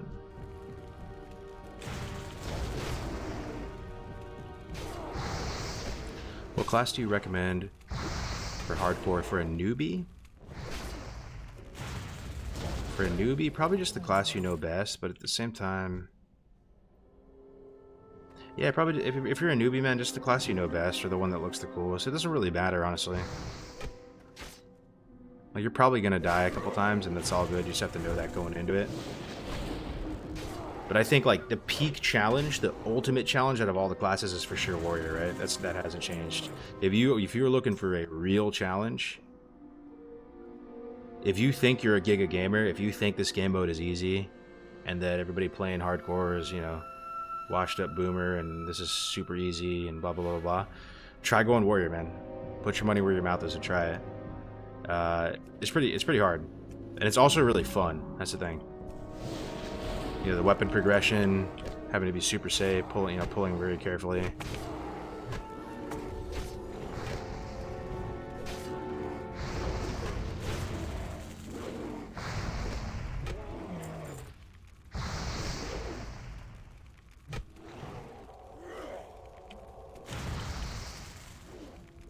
It's awful on warrior 1 to 40.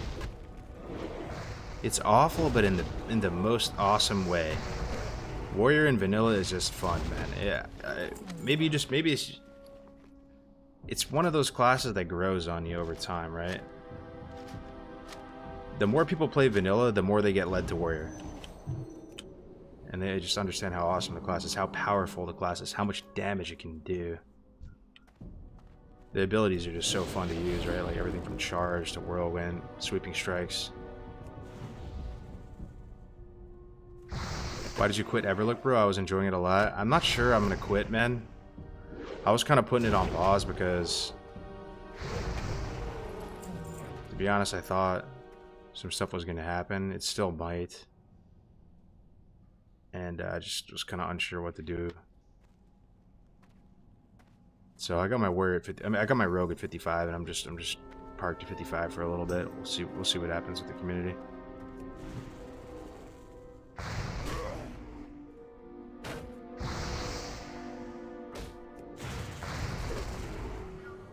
I was watching your stream daily on Everlook. Yeah, I appreciate that, man. Yeah, we had a couple people on watching every day on the Burner channel for sure. This is Era at the moment, Bert.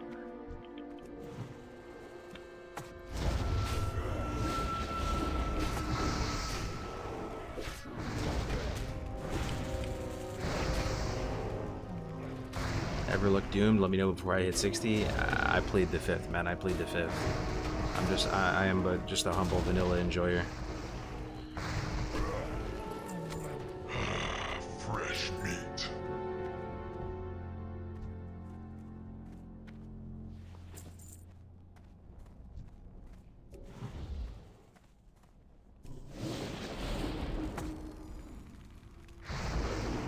Yes, sir, on Blood Sale. I'm a 41 Nelf Hunter. I was trying to catch you and gank you.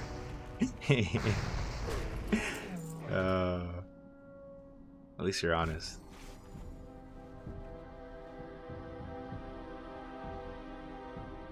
I saw Alex might be playing on Everlook. You might be falling for Penny's trolls. You know Penny? She's been trolling people saying that he's been playing like Boggle. I'm not sure if he is. It's possible. I know you played Darrow Shire low-key. My favorite part of Era is that it's not going anywhere. True, brother. And I'm so grateful though, you know, like Blizzard is doing a lot right. They're keeping vanilla going in some capacity, kind of always in the form of Era. It's really, really cool. And then they have Psalm, so we not only do we have Era, and we have this kind of like timeless version of the game that you could play always with all content phases unlocked and all that, but they're also they're giving vanilla WoW a pulse and doing Season of Mastery and trying new things each year. We have annual seasonal vanilla. That is just so sick.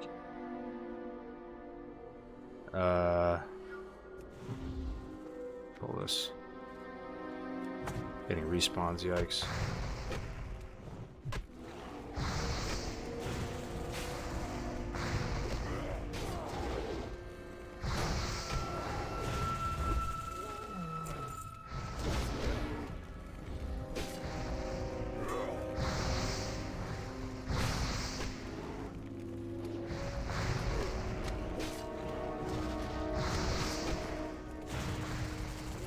This area is pretty scary.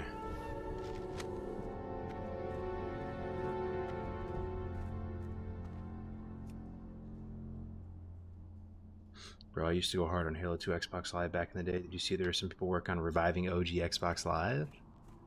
What is OG Xbox Live? I mean, I think Xbox is in a great position right now. Like, their Game Pass service seems to be doing incredibly well. It's really good value. Halo Infinite? Anybody play Halo Infinite here? I had such low expectations for that game. I thought it was going to be so bad. You know, kind of like look what they did to my boy type shit. Like, you know, how everything gets commercialized and degraded over time. I had such a good time playing the campaign. It was so fun. It's so refreshing. I thought it was like one of the best Halo games ever made in terms of campaign. The multiplayer, though, like non-existent. There was like no one queuing it. And I don't know why.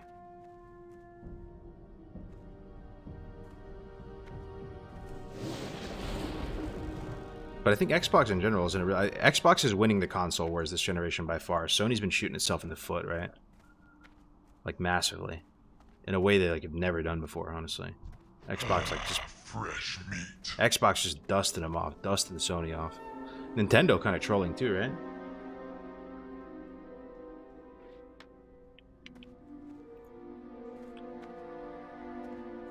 Where can you buy a PS5? Probably at just a local Target.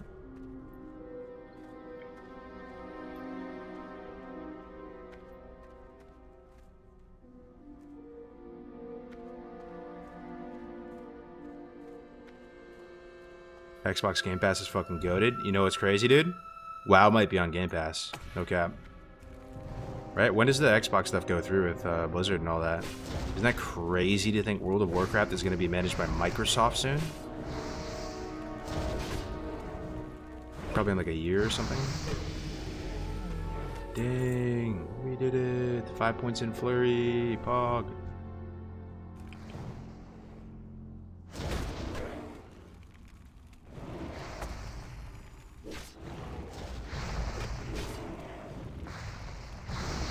Yeah, massive influx of players.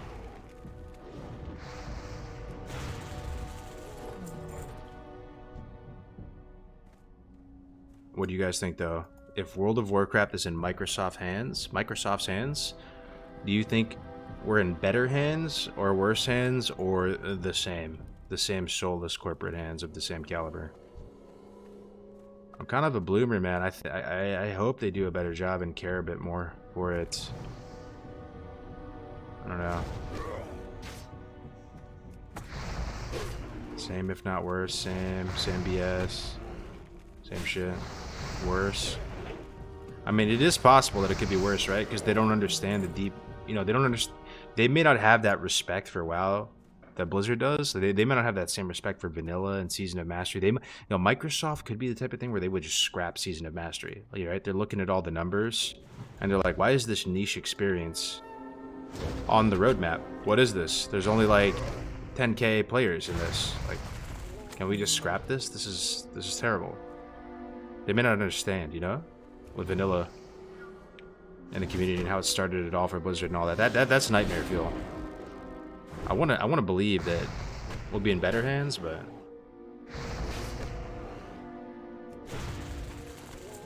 scrap it. Let players host their own servers. I mean, bro, I wish, man. Let me put it this way: if you could pay Blizzard 50k, if you could pay Blizzard $50,000 right now to host your own private server and like license it, and it would be like legit, I would pay it right now. And we would just start like, you know, working on it and making it sick, and getting everybody who loves the game and wants to like improve the game, getting them on board and just doing something really cool. I don't know what it is, but, and I know there's a lot of people that, you know, would be down, but it, you know, it'll never happen though. So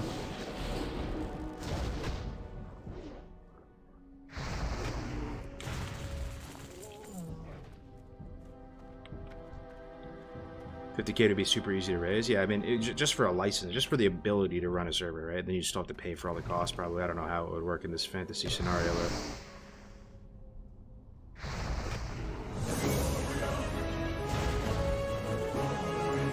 I'd be in for that if I could mess with Grays with GM powers. Yo, Crix with the huge raid. Thank you very much, my friend. Big Crix vibes. Pumper Warlock. Really good friend, IRL and in game. Thank you so much for the raid, brother. Hope you had a great stream. Hope to meet up again soon, bro. Gotta fly down here again sometime.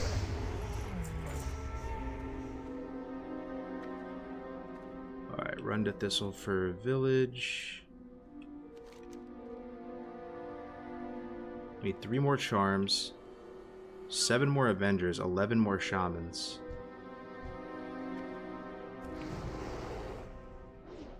Am I trolling? I feel like the mobs in here that I'm killing are not these mobs. These mobs might be outside. I think they are. It's okay, there's that escort that we can do though.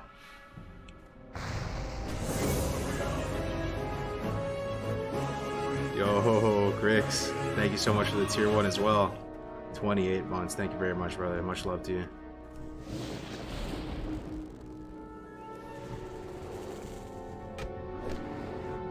Playing some vanilla, brother. Doing some back to blood sale. Just dragonflighting. How is it, man? You enjoying it? Is it everything that you wanted it to be? Ooh, monk ass. We could pull the bottom part.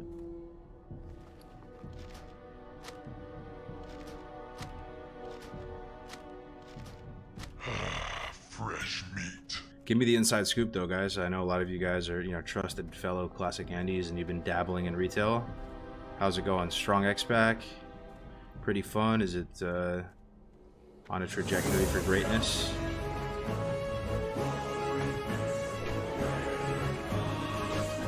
Yo, Cargos, it's mad good, yeah? Gray's still alive? Oh yeah, Gray's still kicking. He's leveling so slow on his character, though, man. I think his character... Let me look. He's taking his sweet time in a way I've never seen before with Gray's. Gray's is... 24, and I'm 29, bro. He's actually a really good level. He probably levels faster than me, to be honest. Graze is actually pretty good at leveling, but he's going at a snail's pace this time around for some reason. He's just smelling every flower, every rose, which is cool, man. More power to him. He's reading all the quests and stuff. But it's gonna kind of suck because we can't do dungeons with each other soon. We'll be too far apart. Let him love the journey. Yeah, exactly. I mean, there's no rush, right? We've done it a million times. Ooh, chest over there? Okay.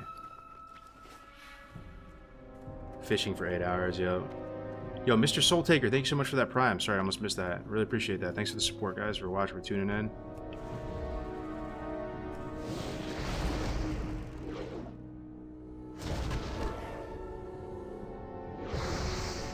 Microsoft probably won't make much changes to Blizzard's devs / artists / coders. They will replace executives and business people at the top bit by bit when they need to keep the cash cow producing.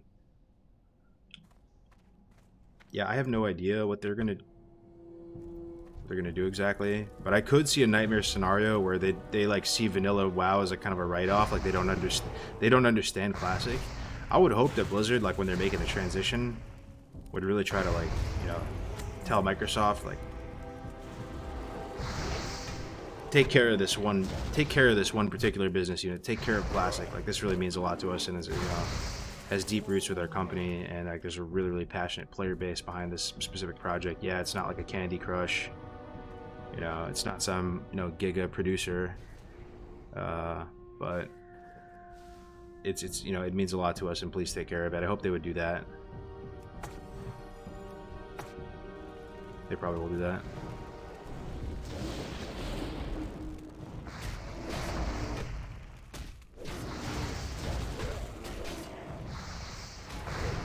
You aren't in California anymore? No, I am, bro. I'm just on some DJ hours right now. It's 12:30 a.m. here in California.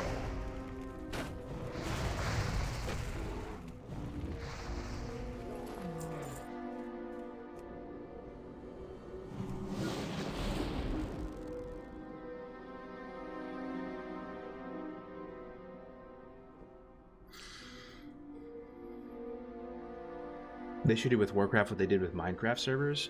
Also with what Rockstar did with GTA, right? I don't know exactly how it works, but what I've been told is that you can license out from Rockstar the ability to run your own server, and that's what NoPixel does. And there's a couple ones that are like off-brand NoPixel type servers that are pretty successful. And NoPixel is GTA role-playing. I don't really watch it too much, but I have a lot of friends who are really into it. Like Winky's really into it, Crix is really into it. And the ultimate like takeaway I get from that is it feels like you're watching a 24/7 TV show. Everybody has characters with backstories, and they're constantly like, role playing, and it's like really funny and entertaining. And it may not be quite a perfect like parallel, but like with a hardcore server, I feel like you would get a little bit of that because it's kind of, hardcore in a way is kind of akin to RP. And ultimately, it's going to be a server that's just chock filled with like creators, and like a lot of like awesome content and highlights and death clips and stuff are going to be coming from it. So it could save that. It could serve that same type of purpose to Blizzard and World of Warcraft. Ooh, a little ring. I think it's kind of bad though. It could sort of be like a no pixel-esque type of thing for World of Warcraft, if that makes any sense. Or it's just a server that like a lot of creators flock to, and people tune into it. Like you guys, even if you have no interest in hardcore, like you could watch it and Fresh you know, just kick popcorn at all the deaths.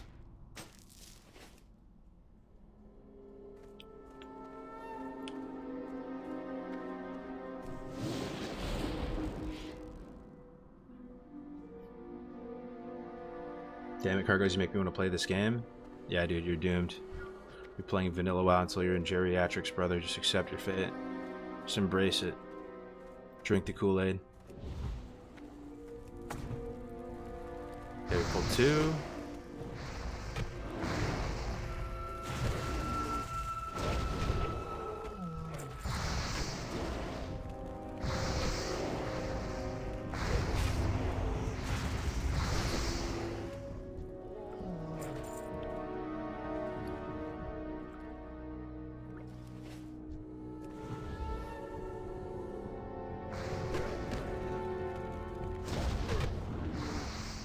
I wish I had the time. Love from South Africa. Keep it up, man. Much love, brother. Thanks for tuning in. Yeah, even if you don't have the time to play Vanilla WoW, we'll be playing it, and hopefully we'll be streaming it a little bit more, so we got you covered. You can still feel connected to it all, you know? You can still hear this, see the sights and hear the sounds. Uh-oh. Little rank 1 lightning bolt. 16 damage.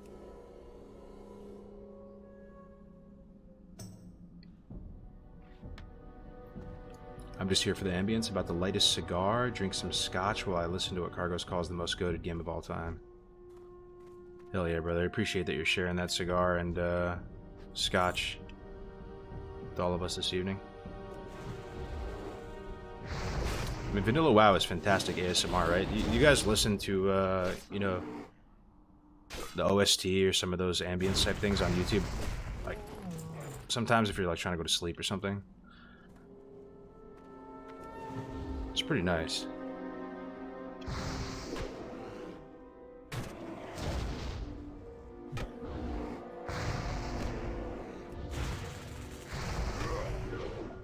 Yeah, we're playing Era, Charles.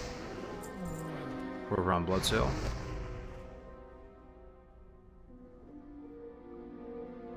I listen to your stream all the time for that very reason. I wish I knew what it was about vanilla that's just so appealing. Yeah, it's hard to put into words, it's hard to articulate. There's just a lot there, right? On a very simple level, it's just a very beautiful game. The music is really good. It's really immersive. The pacing, but you can also like get really crazy about it and talk about all the systems and how much depth there is to them.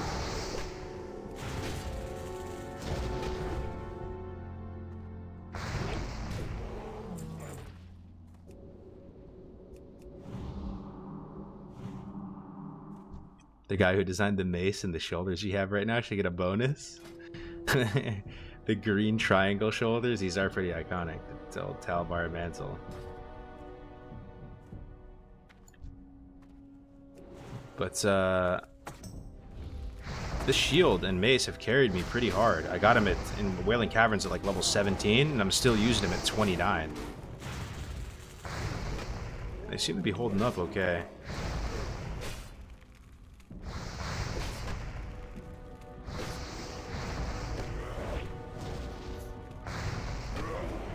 Got a patrol coming.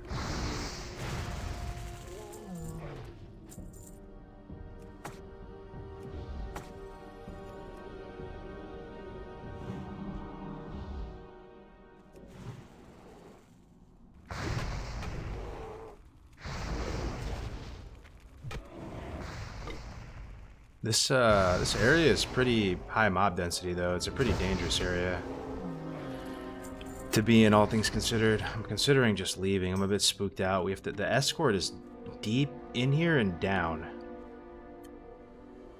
We need, still need one more troll charm. Here's our last troll charm.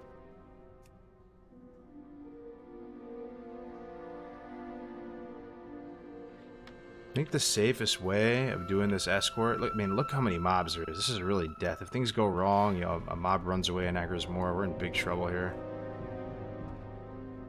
We're just on all sides trapped in, right? We're deep in a cave. It's all the nightmare conditions for hardcore.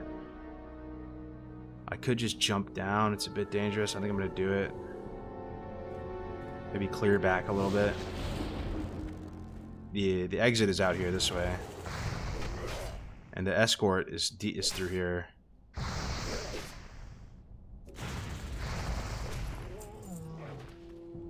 We'll clear a bit of a way out.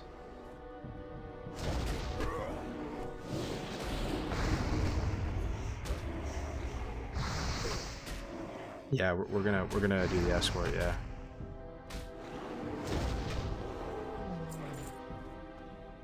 There's tin van. There's a mob in here that's dead that I didn't kill as well, which you might think is a good thing, but it's actually kind of a liability in hardcore because you don't know who killed this and you don't know what the respawn is like on this mob. So they could essentially come up at any time.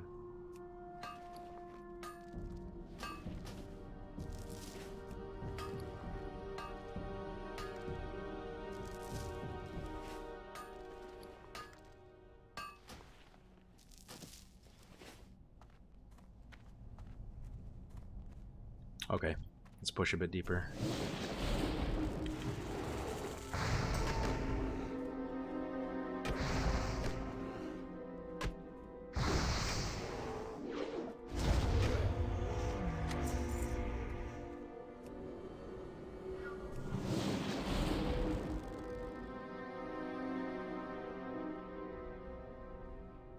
There's also a very deadly rare frill bog at the end of the escort. Gotcha, yeah, there's a chieftain or something, right? I don't think he's rare, but he's pretty strong. But at least we'll be out in the open world, so we could like potentially run if it goes bad. We don't have much cleave, so I don't see any point really of pulling multiple all the time. It's kind of just better to pull one at a time. The only cleave we would have would be lightning shield, kinda, and then the fire totem. Just go one at a time. My whole strategy so far is to stay a bit over leveled from the guide that I'm following. So I'm 29 right now, and this guide is for 26 to 28. I like that on hardcore, just staying a level or two higher than what you're supposed to be.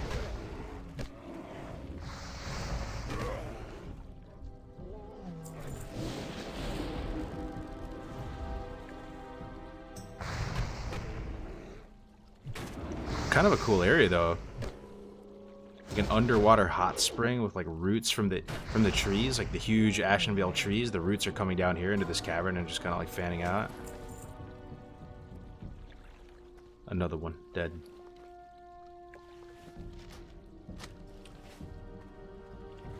There's troll charms out here. Cool water.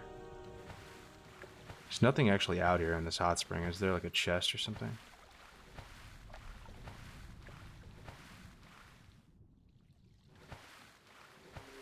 Whoa. Here's a tin vein though. Take those. We're trying to get to 125. That's pretty nice right now.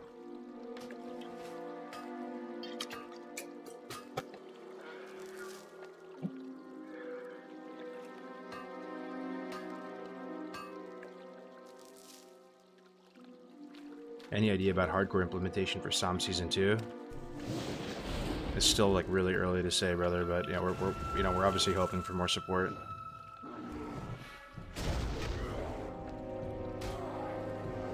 And we're the best thing we can do right now is to get more people playing Bloodsail. Show Blizzard that there's a demand for it. It is a niche community, all things considered, right? Like, WoW Classic is already a very niche community. This is like a niche within a niche within a niche, but I know there's a good amount of people out there that, you know, you don't have to get all culty and weird about it. Like some, like it may come off like that to some of you guys. Like look at these like hardcore Andes that are so obsessed with it. But I mean, I like multi-lifing too. Like I like playing multi-life vanilla probably more than hardcore vanilla. But at the same time, like if you just like the idea of one life WoW, you think it would be interesting, go roll a guy on Blood Cell, join the guild, show your support that way.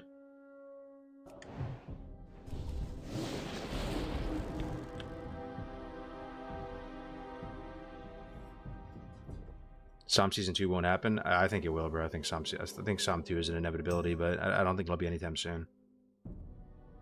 Can you please go to your add-on tab? Just started HC looking for your add-ons. Sure, man. Auto sell my junk. Big debuffs, combuctors for bag, dominoes for action bars, but you can't see my action bars. Extended character stats to show like crit and all that stuff. Gathermate, hardcore, Leotrix, neat plates, nug running, which I don't think does anything on Shaman. RXP, Pro Ultra Graphics, this pushes everything past like max settings. Fresh meat. True PGCD, unit scan, weak auras, vendor price, questy. Oh shit, 3 mobs. Is this bear gonna help me? Let's put down this totem here. This totem is gonna be clutch. Dude, the bear doesn't help you?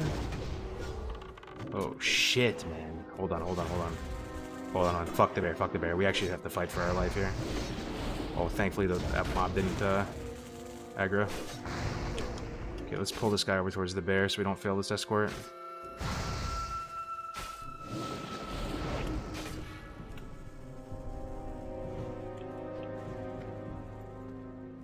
There's the bear.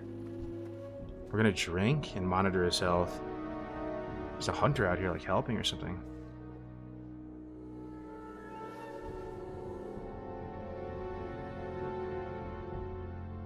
We just gotta stay kind of close to him. Thankfully, we're able to get a nice long drink off.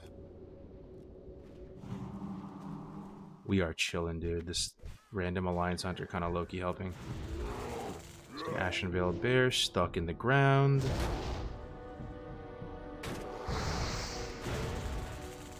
Little Tin Vein for the skill up. 117. We're 8 points away from freedom. 8 points away from iron. And we're in the end game, baby. The hardest part of any gathering profession in the game is getting to 125 mining.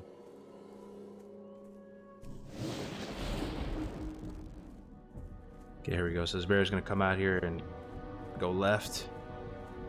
So anything that we can chip away at early, all this stuff is probably going to pull.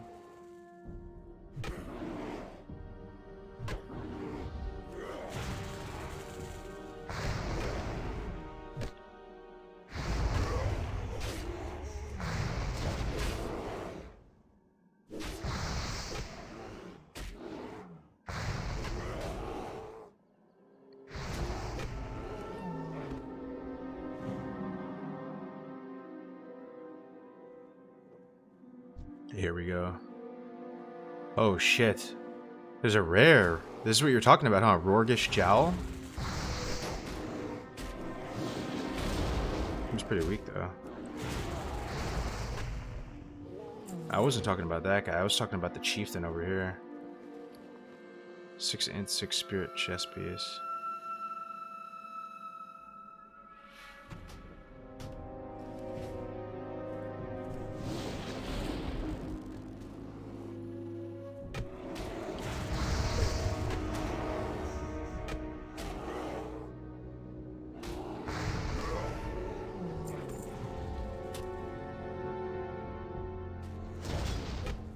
Avenger probably first.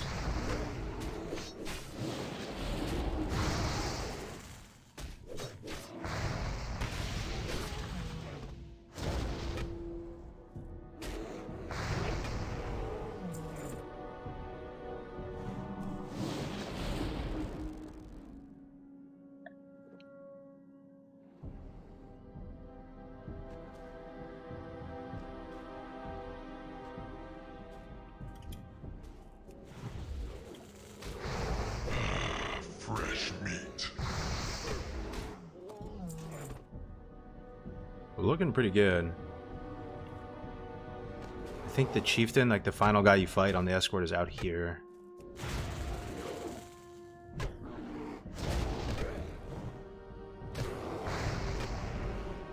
Hey, Cargos, I was on your server in Classic. Oh, nice, man. In Skyrim or in Song or where?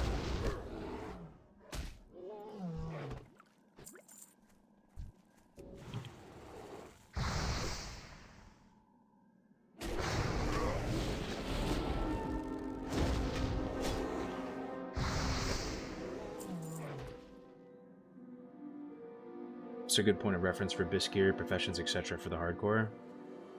There's not a lot of material out there, to be honest with you. It's not big enough of a thing for people to have like tons of like guides and stuff about it, so it's pretty like blank canvas. I mean, you just go to the database and look at items there and look at just normal leveling guides and see what you can take from them.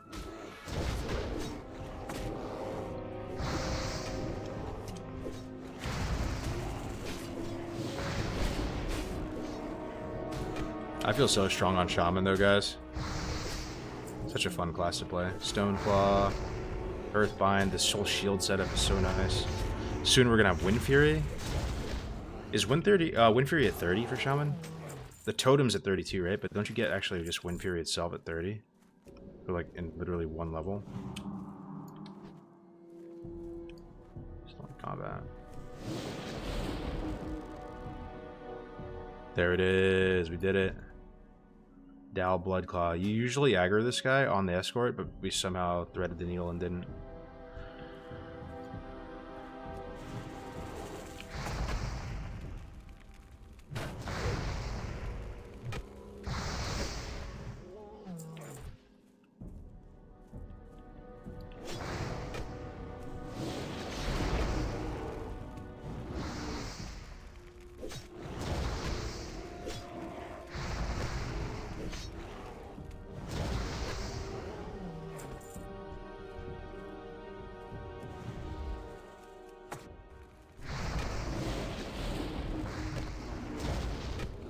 Yeah, we're playing on Arrow right now.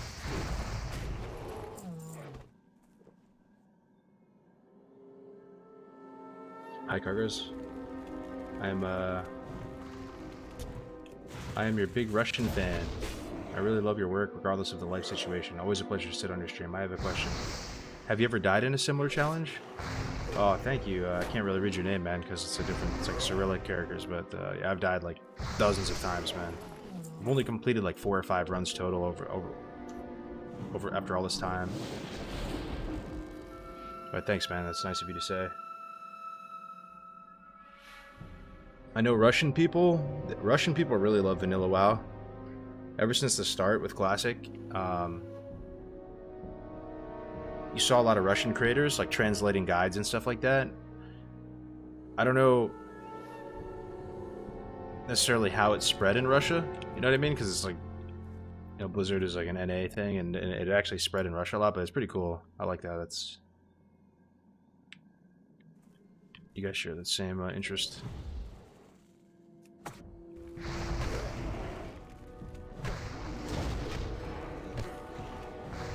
You have a character on Sky Fury? Yeah, I do, man. I got a couple. I got 2 Pallies and a Warrior. I'm like raid logging on all 3. Fresh meat.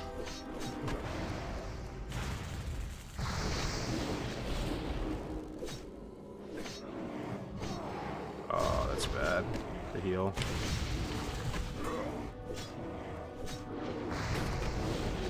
This guy enraged because of that. Ooh. Trying to heal with 2 of these guys on me.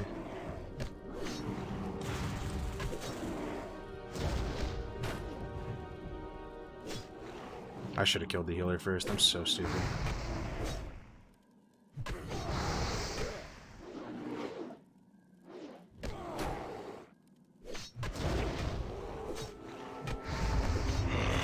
Fresh meat. I should be good now.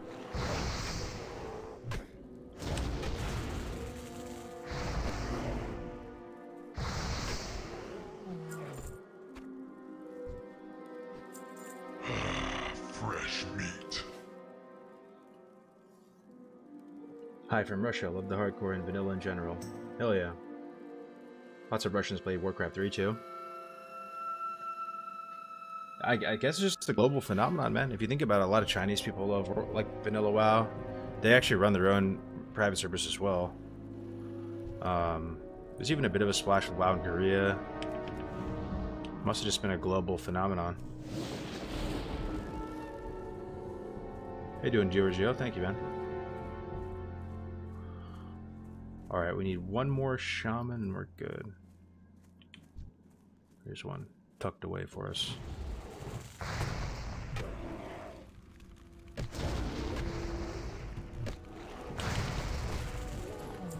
There it is. Now we gotta fill the water skin. This is for our Shaman water quest. We do it down here at this island. But we need to get around Astronar. I'm telling you, Astronar is bad news. The main thing that's scary is these walking protectors. They're gigantic orange looking... I don't know what they are. Trees? There's skull mobs. I don't know what level they actually are. Maybe level 60. And they will just two-shot you. And they walk pretty fast too. They kind of like speed up. And then you have the normal guards outside of the city.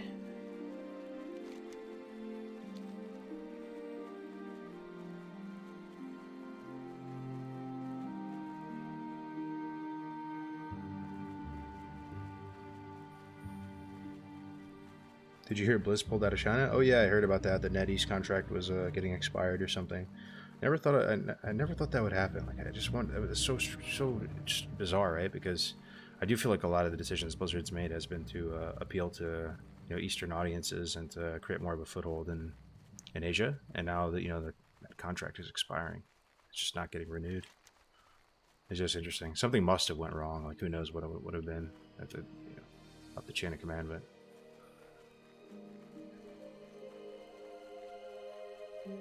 Is there a way to play without an active sub, like playing solo? WoW Classic, that is? Oh, yeah, there's plenty of ways to play the game, bro. Like, there's, tons of P servers and stuff like that. And you can spin up your own little repack on your own local computer and play like that, too.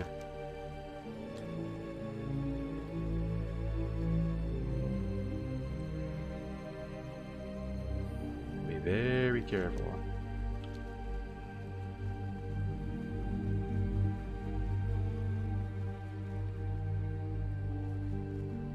I've been stationed in Korea twice, and both times I've randomly met other people stationed in Korea while playing WoW.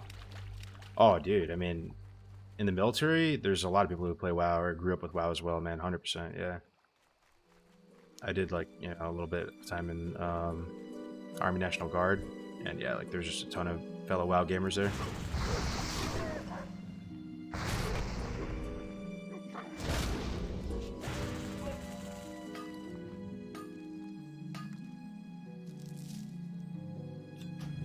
Jade for anything.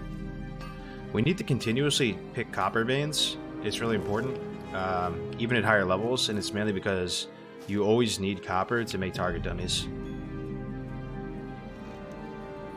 It's like the biggest reason why you're engineering.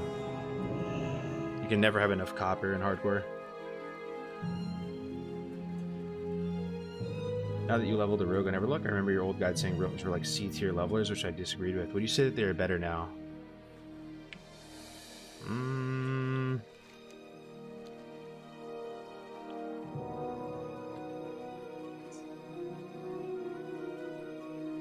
Honestly, dude, I don't really know for sure. The thing is about there's actually kind of a decent amount of skill expression with all the class. Here's the thing, man. Like, if you put tactics on a rogue, he would pump. He would actually level super fast, right? If you put a really excellent rogue player who's like good at speedrunning and stuff, they would level super fast. But I think if you're talking about Joe Schmo, who's playing vanilla WoW like maybe for the first time, or it's one of their first playthroughs, and they're like not that familiar with rogue, I think rogue is dog water. Honestly, I think rogue is like the worst class. I mean, maybe warrior is. Warrior and rogue are like the worst. You need to kind of like play with some finesse and like know how to like have a good guide and stuff like that. But yeah, in the right hands, I think rogue can level pretty fast. So it's tough to put him in tiers because it really depends on who's playing it. Like, very few people on the planet can level, like, tactics and Ompi and some of those guys. Okay.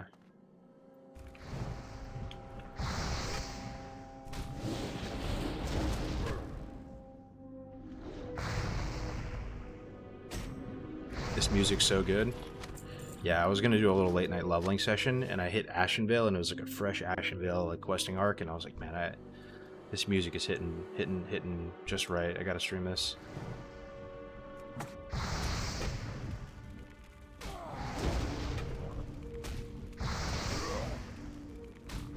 What's up, Dirt Nasty? Good to see you, dude.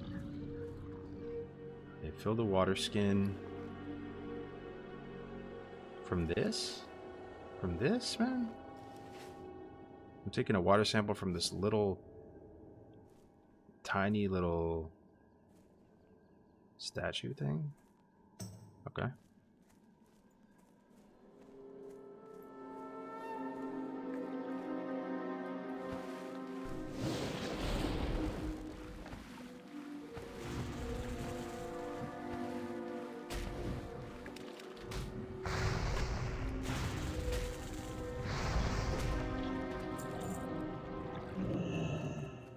Now we gotta look for Ursanguis.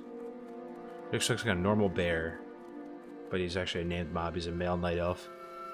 Drops the paw for Ashenvale hunt. I think he's automatically added to unit scan, so it should pop if we get in range of him.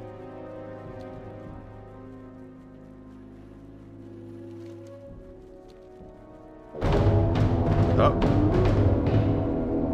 And there he is. I know that unit scan woke some of you guys up when they were falling asleep to this ASMR.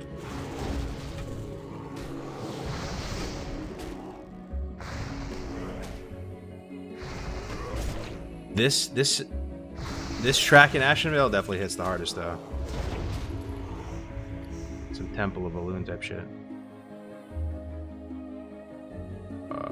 What can we delete? Weak flux.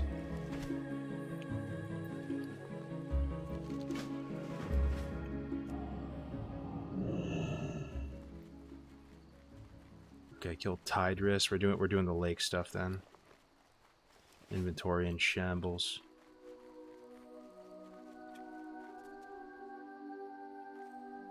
Kill Tidris. Kill water elementals throughout the lake. Then run into the gazebo and scout it. Got it.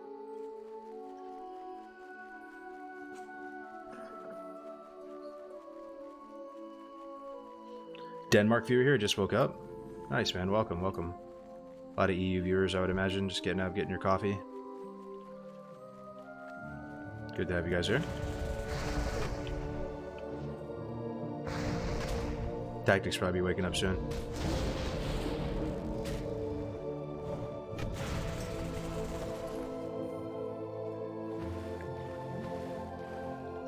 So this mob Tidris, I think is pretty dangerous. He hits you with an ice block. It's basically a stun. It looks like you're hunter trapped or something, but you can't move or do anything. So you're effectively stunned. You're like stunned for like 6 seconds or something. It's a little bit scary. We're a pretty solid level right now.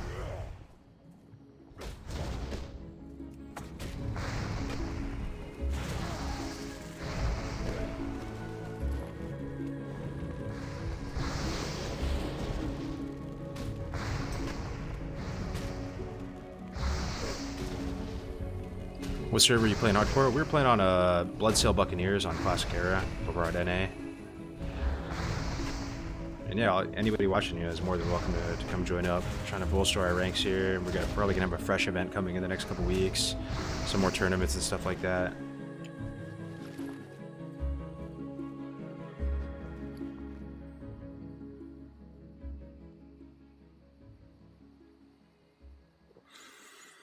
What to delete? The question on every classic player's mind. Inventory full. What do I delete?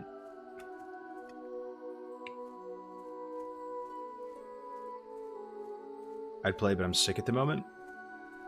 You must be really sick, bro. There's only a couple times in my life I've been sick enough to not like be able to play video games. That's how you know you're really in bad shape. Where you get dizzy or nauseous or something, even just trying to play a game.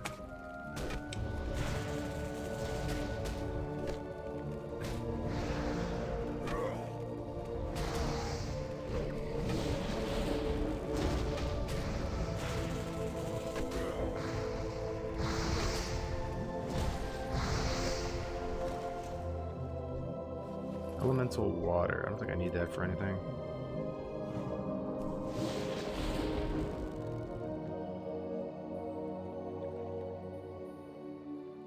Alright, let's go find Tidris.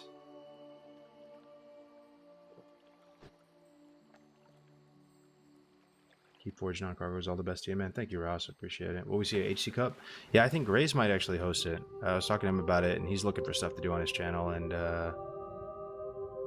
we might do another proper HC Cup with like good competitors. Oh, there he is, right there, Tidris. Do a solo one or a duo one, not sure, but you know, announce it a few weeks ahead of time. Get some good players, some casters. It would be Hardcore Cup number 7.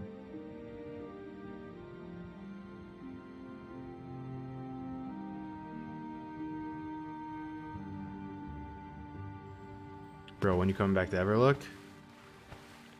I'm not sure, man. I'm not sure. I'm waiting for a couple things to happen.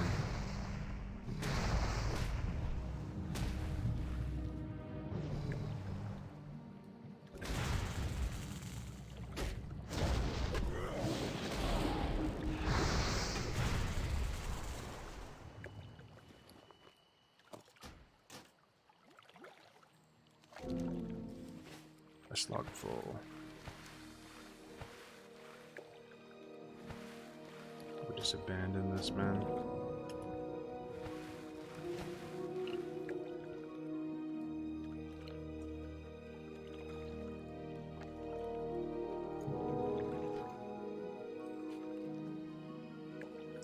What weapon enchant do you have on? Do you go with Flame Tongue right away? Is the EU hardcore community or the US one bigger? They're both pretty big. It's hard to say. There's a lot. That's one thing I've realized over time, that there's probably more EU gamers than NA gamers that play WoW Classic. EU loves WoW. You know, the NA guild, we killed Ragnaros during Road to Rag. The EU guild too. They pretty much kept up with every milestone. So I wouldn't be surprised if there's more EU players. With regard to weapon imbue, I think at these early-ish levels, you kind of just use the rank. You just use the most recent weapon imbue. So if you get a new rank of Flame Tongue, use that. If you get a new rank of Rockbiter, you use that. And same with Frost. The Frost one, I guess the only one that doesn't scale that well is the Frost one, though. I was looking at it, and so like Frostbrand weapon rank 1 has a chance of causing 47 additional frost damage. Frostbrand rank 2 has a chance of causing 56 additional frost damage. It's really not much of an increase. It still has the same effect of slowing effect as well. So I think Frostbrand weapon is falling off, but at least for now, I'm rotating between Flame Tongue, Rockbiter, depending on what rank I get. I just got a new rank of Flame Tongue, so I've been using that.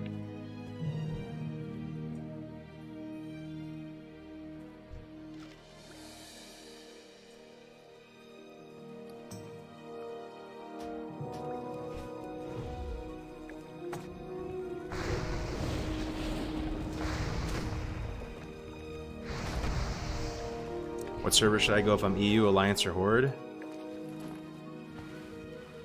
I think it's Hydraxian Waterlords for vanilla, man. And then for Wrath, it's Maladeth. I believe. Someone will correct me if I'm wrong. I'm not an EU gamer, so...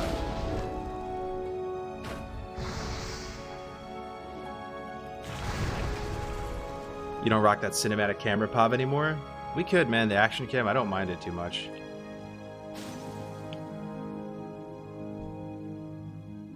But I do think you play a little bit worse, and like I probably prefer not to have it for whatever reason now.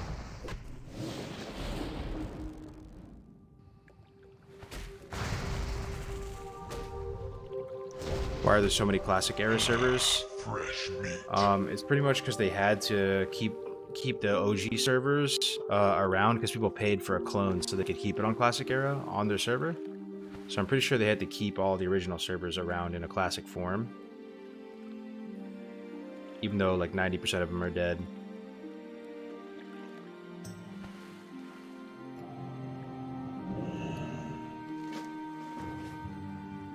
Oh, we gotta fill the etched vial from earlier at the Moonwell.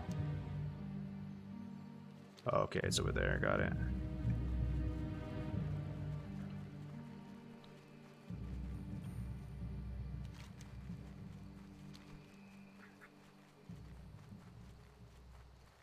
Yo, I just want to say though, thank you very much for tuning into the stream, guys. Like, I don't know if some of you guys are new or whatnot, but I haven't been streaming very consistently.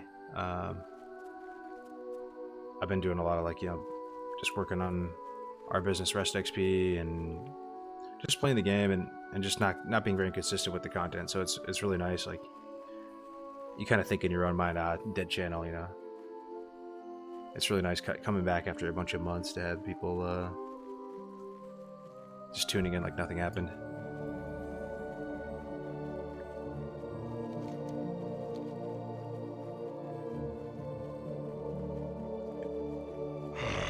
Fresh meat. Sir is a bit rough.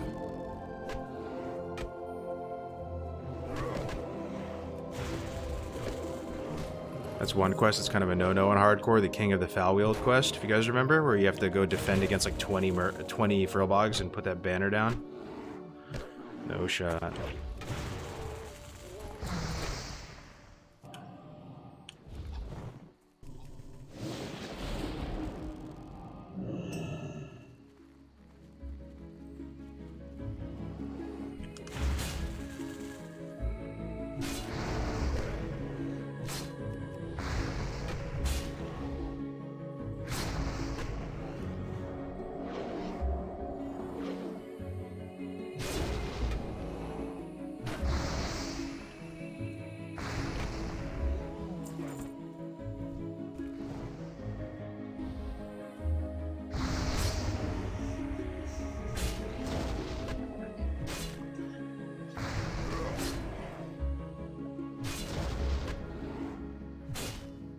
Back 3 streams in the last 2 days.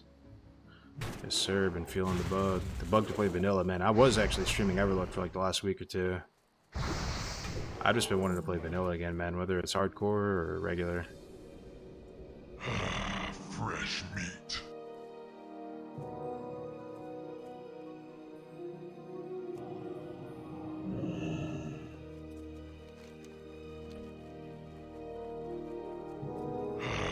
Fresh meat.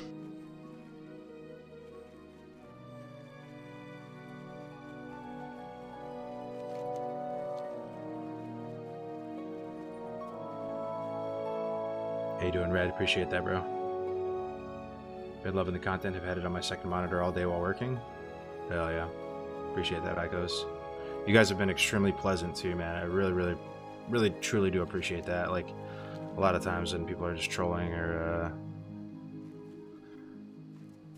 just saying demoralizing shit, it kind of just makes you not want to stream, You guys have been really, really cool to hang out with.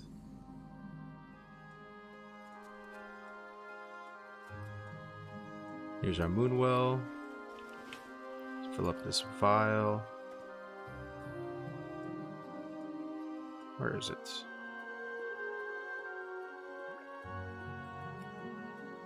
There we go. This next quest can be quite hard. Be extra careful.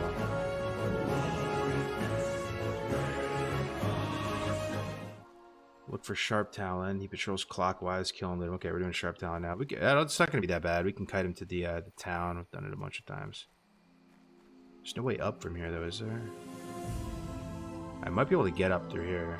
That'd be sick.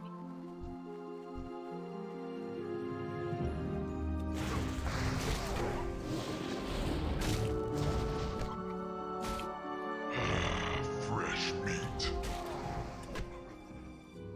Please work, please work. Let's go, it's working. Oh, I didn't save much time as a path rider.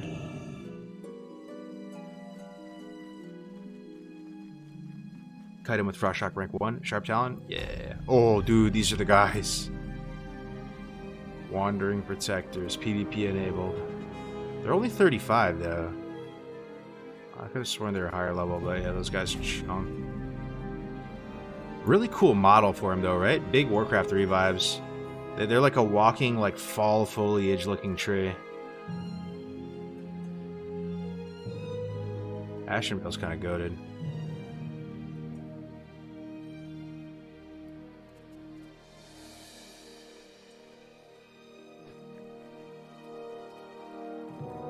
Logger 55 Rogue? Nah, bro. I'm chilling. I want to do this run first. Like I said, I'm kind of stun locked on Everlook. I gotta wait a little bit to see what happens with the server.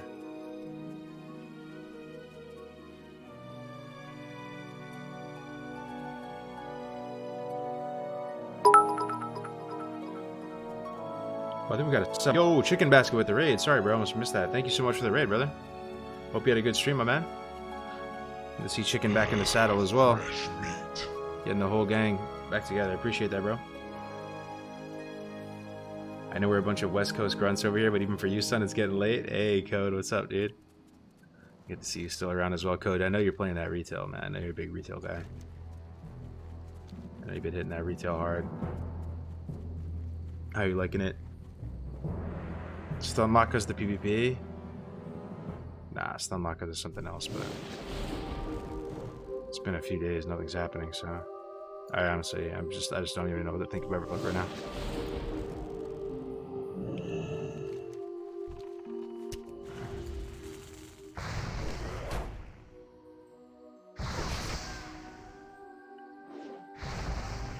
How you doing, Short Dane?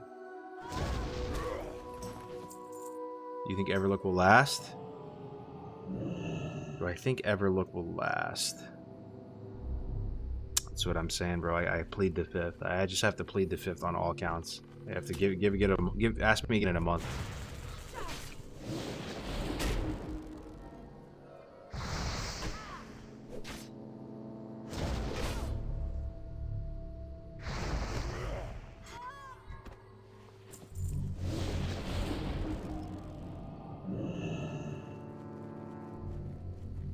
Hey, Cargos, you prefer Era over Wrath? They're just different, man. Like, I don't know if I wasn't raid logging on Wrath and being able to clear the content there's a chance like it would feel like something's missing, right? If I was just solely playing hardcore and that was it, it might feel like there's something missing. You know, might be craving that just consistent raiding and being able to pump and, you know, try to improve on the Lumberjack website. I kind of like where I'm at right now. I'm raid logging on 3 characters in Wrath. Got two Pallies and a warrior going. But like I said, I mean,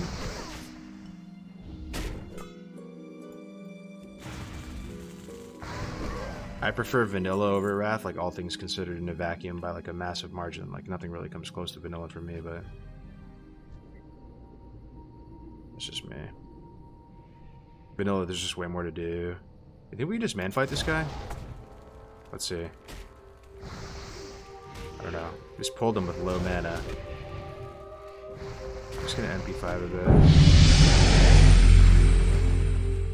Let me mana pod as well. Nice to see you back at it, brother. Been a while. I think we're doing good versus him.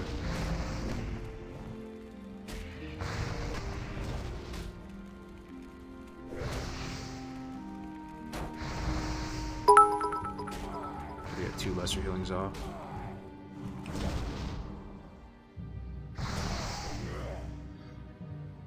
What's the add-on that shows you rare mobs like that? It's called Unit Scan. It works in tandem with our guide, Rested XP. So Rested XP will automatically add. It's one of like the kind of low-key, really nice features about Rested XP that some people don't realize is that on a lot of these quests where you have to pursuing like a named mob or something, it'll automatically add it to Unit Scan and then remove it from Unit Scan after you complete the quest. So that's what you're seeing.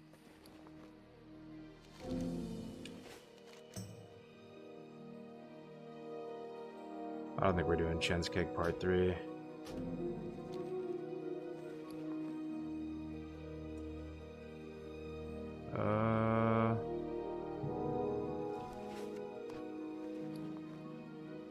Here it is.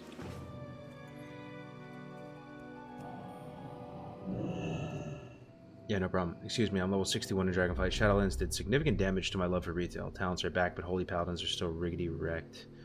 In the meantime, my kids are farming Phase 1 Wrath on autopilot. They want to hand me a Valenier?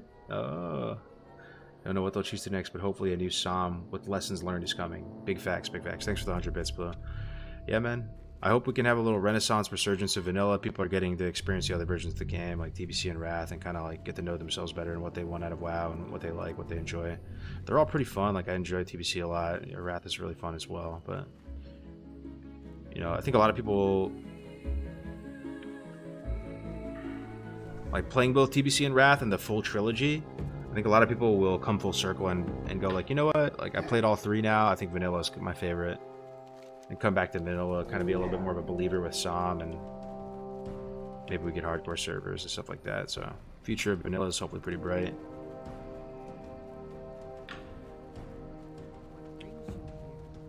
Got 3 juicy quests to turn in, and then the look at all that XP. That's amazing. 2.5, 2.5, 2.5, and then 3K.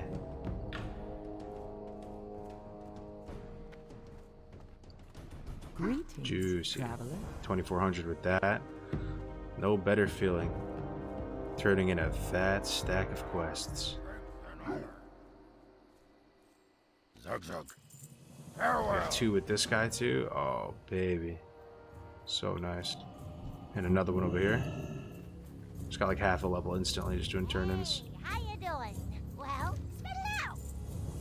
Beautiful. Light of Zormgar, and we got more stuff to turn in Zormgar. That's right. We got the Frillbot quest to turn in there. You're basically 30 already? Yeah, dude, we're fine. Gray's gonna wake up. He's gonna do a stream tomorrow, maybe, and he's gonna see I'm 30, and he's gonna. We were pretty much the same level, right? I was 25, he was 24 in Dead Mines, and I'm gonna be 30, dude. He's gonna wake up and he's gonna start leveling faster, I bet. You know, one thing that's really goated about vanilla though, the flight paths were pretty geniusly designed. I feel you fly in such like such an awesome and immersive way. You like fly right over players. Sometimes you sweep down really low to the ground. Have you noticed that? I really think that was all like premeditated. They wanted to create this like feeling that the world was like super just super alive. There's people on like mounts flying over you, and there's some really stunning flight paths in the game.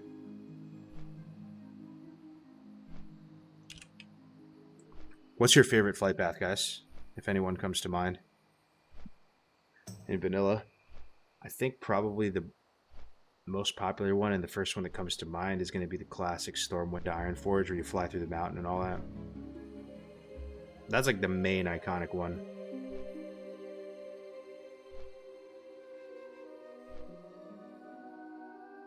I remember seeing question mark chords flying above me, which spooked me big time.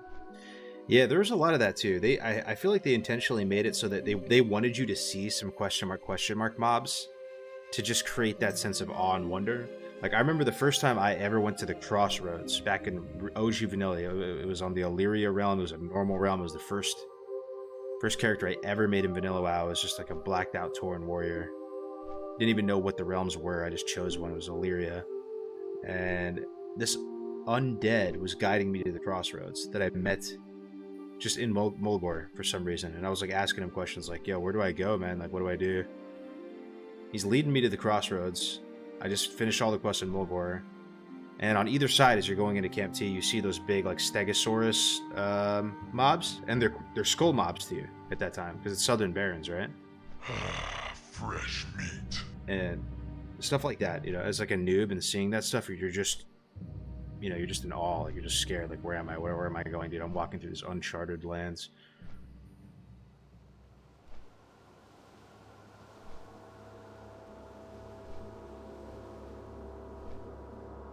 Yeah. This one's quite solid. Yeah, it's pretty nice.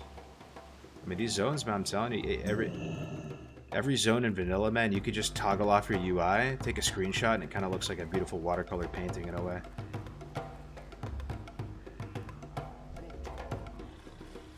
What do you need? Strength. Foul wheel. Running troll charm. Oh, okay. Elomar.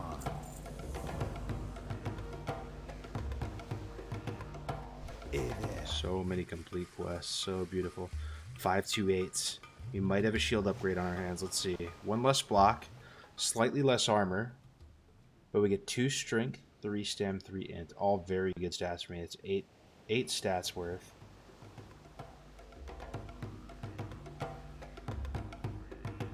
Let's see what it looks like. Looks kind of cool. We have Defkin belt here, leather belt. Our Screecher belt is insane though. It might be an upgrade. So we're down 1 block. How much does that really matter? Probably not that much. We're down like 40 armor, 38 armor or something. Which is quite a bit of armor. That's like a piece of gear. We gain 3 stam, we lose 3 int, we get 2 strength. It's probably like 2 AP. Strength adds a little block. I don't know, man. They're probably pretty similar. Who you be? How you doing, man? Later. I might wear it just because it looks cooler. Does that look cooler? Let's turn off cloak.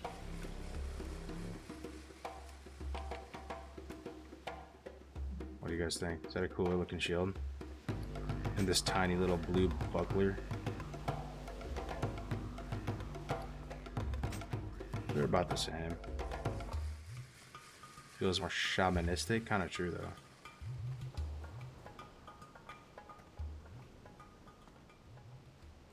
Okay, heart the camp too. Our time in Ashen Vale has come to a close. Wait, it doesn't want me to do King. Oh, never mind, never mind. Yeah, King of the Foul Wheel. We're abandoning that. No shot. And Warsong Supplies, I think we're abandoning that as well.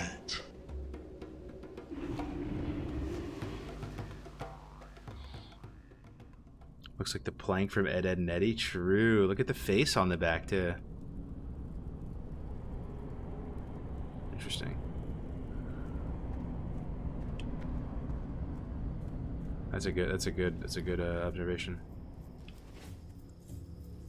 What brings you here? Guess we're vendoring it. It lasted us pretty damn long. Seed Cloud Buckler, thank you for your service.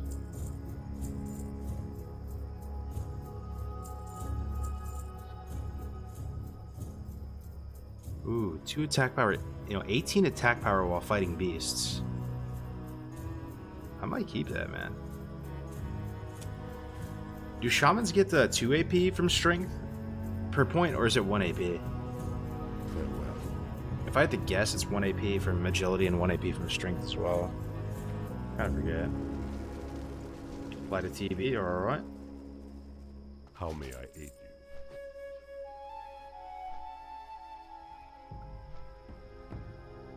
It was 2 AP in TVC, I don't know, Classic. For 1 strength. It's probably the same in Classic. Mine is flying from Teldrassil to Darkshore. Yeah, that's a pretty good one. How are you doing, Jonah?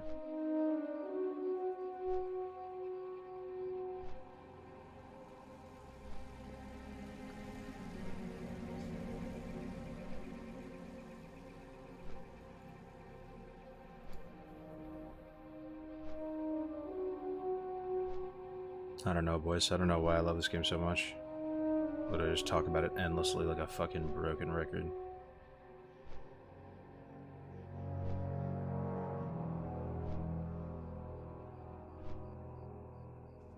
Imagine a young Cargo's trying to do hardcore. Do you think he could have done it? Nah, I probably sucked. Playing on my Sony Vaio.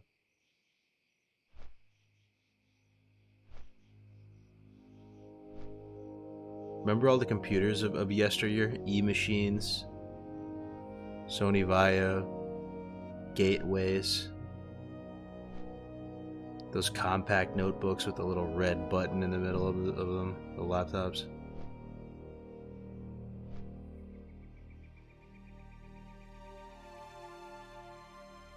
Blackberries.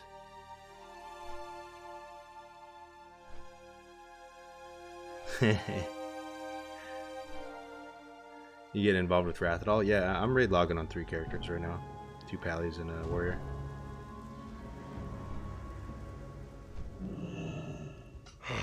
Fresh meat. Alright, going by Merciless Axe. If it's in the shop, if not, skip the step. Passing on that. Turn in Sacred Flame. I'm not sure if we did this quest. We did. Okay.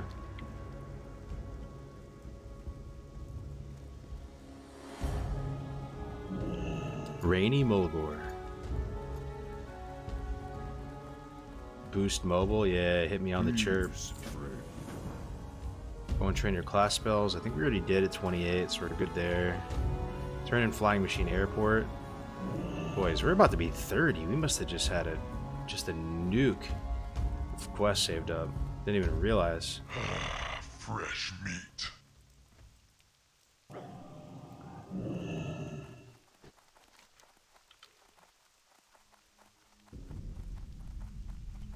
IMO Psalm 2 should be an alternate timeline where they advance the vanilla lore itself. The thing is, I would love that, dude. Trust me. I just think Psalm is something they will continue, but I don't think they allocate a ton of resources to it. Like, I don't think they have huge ambitions for Psalm. My guess is there's a few passionate people at Blizzard that are trying to run it and do some cool things, but it's kind of like small in scope. The changes that they can make. They don't probably have some like huge budget and like huge vision for it. Oh, I wish they did.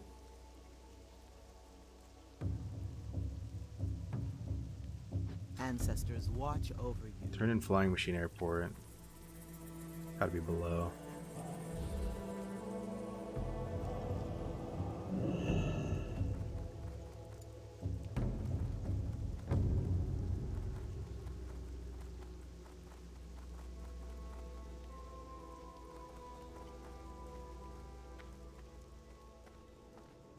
Pools of Vision, one of the best looking places in the entire game.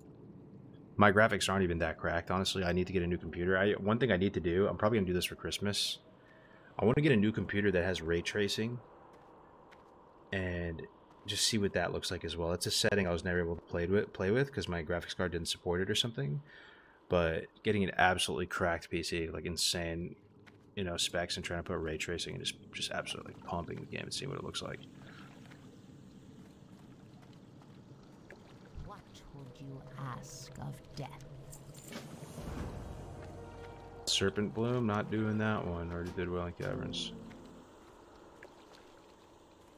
Set your Hearthstone TB. I think we're going 1,000 needles. Yeah, 28 to 30,000 needles. Let's go. 1,000 needles. This is where I always die on Shaman. This time will be different though. We got dummies, got plenty of potions. Just love one sticky glue.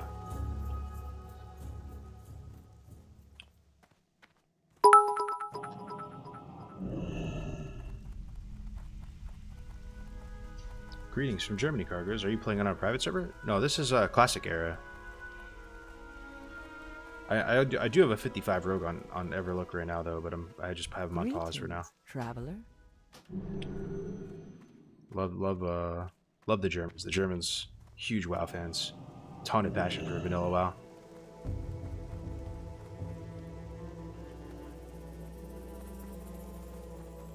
Yeah, Bloodcell Buccaneers, yep. Ray tracing only slightly improves shadows in the WoW engine retailer classic. Apart from that, the lighting system is unaffected.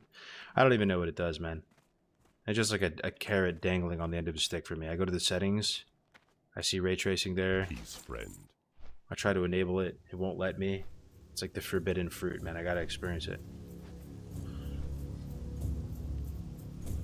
I want to run WoW 4K, like widescreen, see what that looks like. Ray tracing, reshade.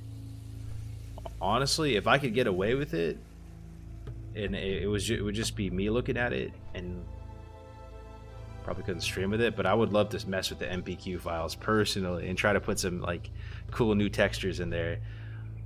I know that's a little monko, but like, you know, some of the, if you look up and close at some of the foliage in the game on the maps, it looks, you know, if you get really close to it, it looks like 2D almost, you know what I mean? I'm not talking about putting in like Draenor models or something like that. I'm talking about just like making some of the environmental textures, sprucing them up a little bit, giving a little more detail and not making them look so 2D. You know what I'm saying? Some of the bushes and trees, I think you could give that stuff a little love.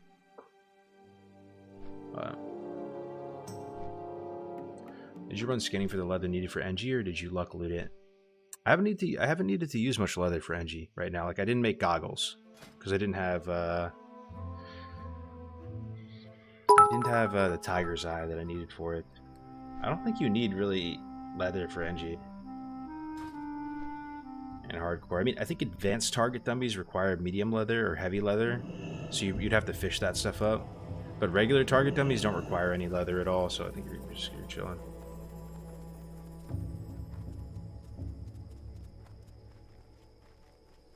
I run WoW on a 34-inch ultra-wide 4K everything on high, and I use NVIDIA settings to up the details, and it's super nice. I'm jelly, brother. I'm jelly. I'll be joining you in that camp soon, man. Hopefully Santa Claus comes through one good time this year.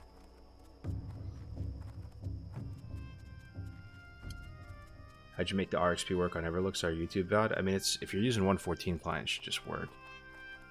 112, you're out of luck. How's the pop on the server? We're kind of resurrecting it right now. There's a couple hundred Alliance active players, a couple hundred Horde probably. But this is a hardcore server. It's not like a regular normal vanilla server.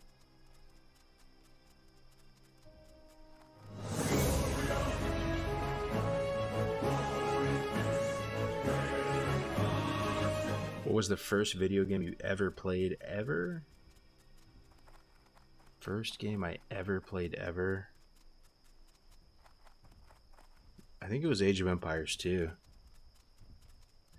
I had probably played something on the PC that like it's so blurry in my mind that there's no point even talking about it. Like the first game that I remember and like was consciously playing and like still have some semblance of who I am now like back then was Age of Empires 2. Played it at my buddy Carlos's house. I was watching him do the campaign, building palisade walls and stuff, and it was pretty captivated to say the least. Went to Office Depot or whatever. They used to sell games at those like Staples and Office Depot. They had a little PC game section. Went there with my dad. He was buying some office supplies. Picked up that Age of Empires 2 box, like the Three Kings or whatever, the blue box with the the guy in the metal coif and the two guys next to him. Big Brontus. We killed this guy earlier. Let me remove him from unit scan. But it was a wrap, brother. Age of Empires 2. Bought Age of Empires 2, the Conquerors Expansion Edition with the green box with the Mayans and the Incas on it. Shortly after that, Age of Mythology. Oh, it was a good arc. It was a solid arc of gaming. It was all over for me at that point.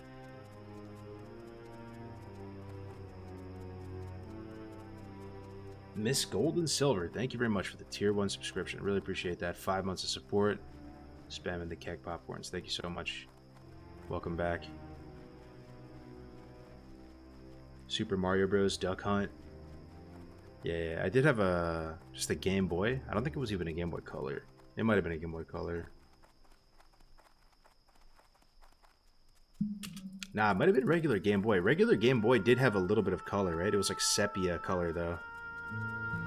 It wasn't purely black and white. It was like a little bit... It had like shades of gray. Any GMAs? It's possible, brother. Dunedin messaged the group a few weeks back, and DefCamp started playing Wrath again, if anybody was curious. Came back to WoW recently after a long break. It's possible he could get the boys together again. I've still got that blue AoE too. It's kind of like, I don't know, man. Depressing makes it sound like I'm a doomer. Like I love life. I try to appreciate it each day, and I'm enjoying this brief existence. But it's kind of crazy to think just how much time has gone by. You know, like I'm 30 now, and I still sort of feel like the same person you know what I mean? I still kind of feel somewhat more or less the same as a little kid playing Age of Empires 2. Like the thoughts going through my mind at the time are still somewhat the same, man. Obviously a lot of shit has happened. We've been hardened by life, but like 20 years ago or something. Greetings. That's crazy, man. Great lift, looking like a looking pretty nice right now. Okay, I'm too late on that one. On hardcore, you have to be careful with this stuff. This stuff is no joke in hardcore. You gotta wait for a fresh lift. Oh, I missed the quest. You're right. Dude, that was this. Somebody turned the graphics up. It's looking really nice right now. Somebody enable ray tracing. Hail.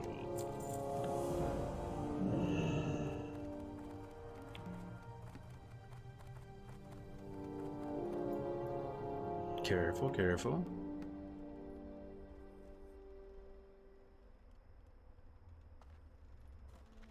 Oh shit. Look at that. There's a hardcore level 60 right by us. Skull Flame Shield and everything. Ren HC. Look at that. Level 60. Damn. Imagine getting all that gear on hardcore. Dude. What even is that character? There's no way that was all that gear was gotten on hardcore, though. Only had one road to Raglock out. That must have been a character that was a normal character, right? That they just like transferred her and Our renamed. ancestors be praised. He's got the headpiece off Rag. Where's that halberd?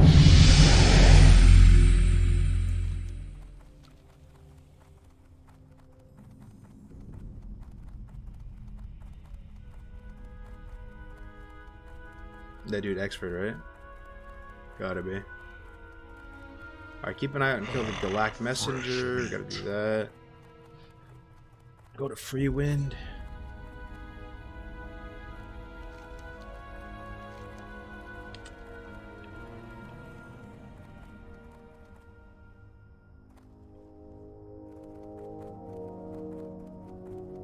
Are the most recent Age of Empires games pretty good as well? I don't know, bro. Didn't really play them. Age of Empires 4 and stuff. I don't know, boys. What if you could go back like 20 years, would you?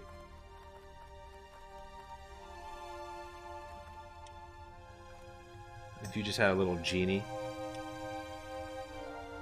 would you just rewind the hands of time? Go back a solid couple decades?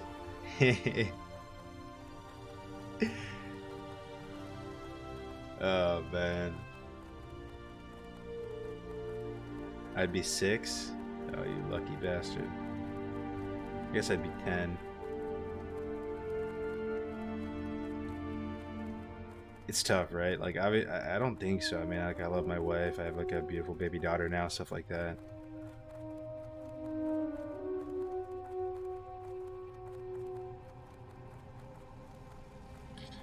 We had a dope ass childhood.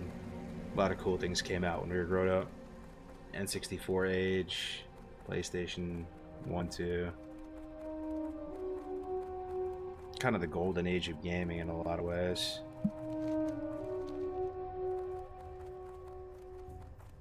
Yeah, no, like I'm super happy at the moment. I mean, I'm like really just like appreciative and stuff, you know, but life going by in the blink of an eye, so. It's already been 4 years, guys, since Classic came out. 2019 Classic came out. It's about to be 2023.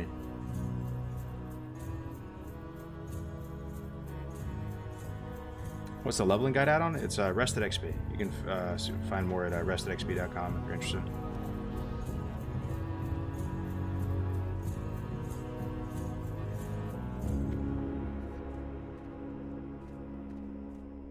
Dude, Thousand Needles looking absolutely goated right now.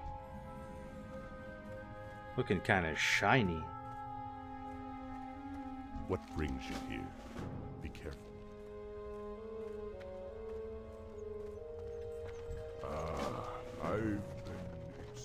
Greetings. Goodbye. Looking for something special? Might have too many health potions now at this point. We have 17.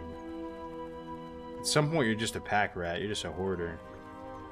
17 health potions. Walk with the Earth Mother. We'll try to be a little more aggressive in our use of them. I need some sweet nectar. Go forth to be. I've been expecting you.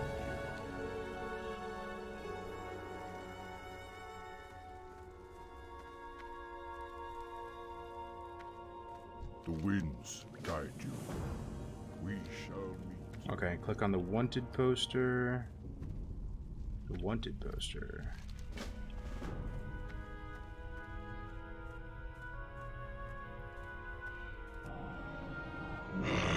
Fresh meat.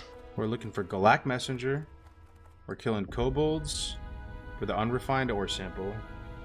We need to kill Galak Scouts, Wranglers, and Wind Chasers, which are right below. And then in that Centaur Cave is the Cloven Hoof. Got it. Got it. We could do Alien Egg too, right? Probably have Alien Egg quest. It's right next to us. I'll just do it real quick. It's a little bit out of order with the guide, but... away she goes. Yo, my bag's already full at level 4. Yeah, welcome to Classic, brother. Number 1 message you get, inventory is full. Inventory is full. Have a good one, Jonah. When it comes to age, I just think, am I where I want to be at this age? And as long as that answer is yes, then I can't complain. Yeah.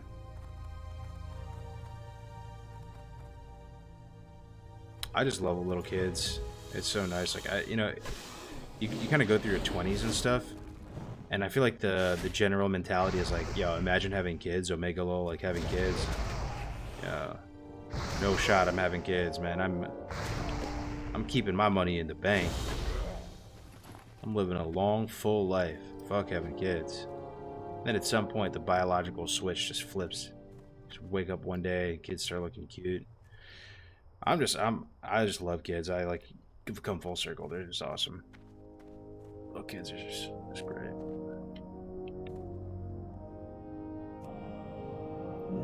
Yo, no alien egg here, man?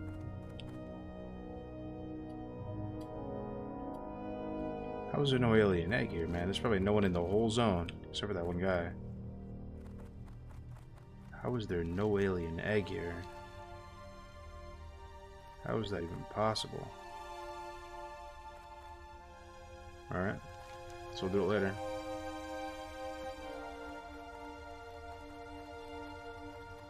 Is it just me, though, or is Thousand Needles looking really nice this evening? Maybe it's just the lighting thing. It's probably what it is.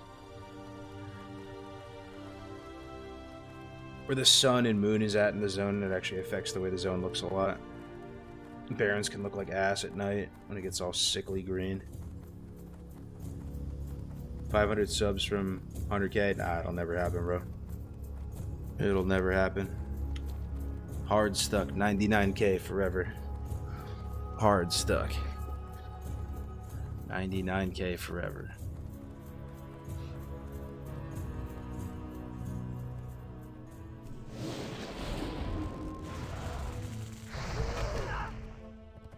Zoom out a touch.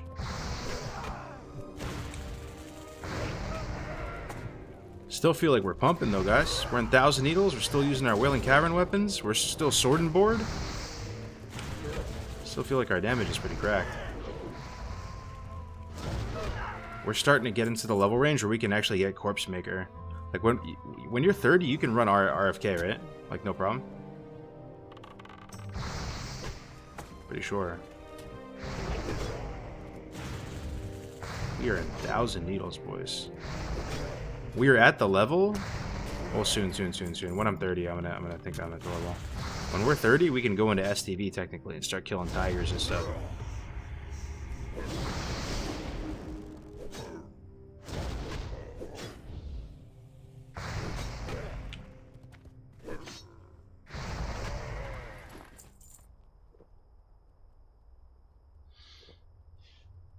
What's your take on Psalm 2? TLDR on it. I'm a big Psalm supporter. I think it's awesome. Seasonal vanilla WoW is really, really great. I think Psalm 1 was a respectful stab at Classic Plus. I think it was actually like pretty solid. They didn't, just go full clown fiesta with it. They made some respectful changes and got some cool results. I'm excited for Psalm 2. I think the community should give it a shot, and I'm hoping people will.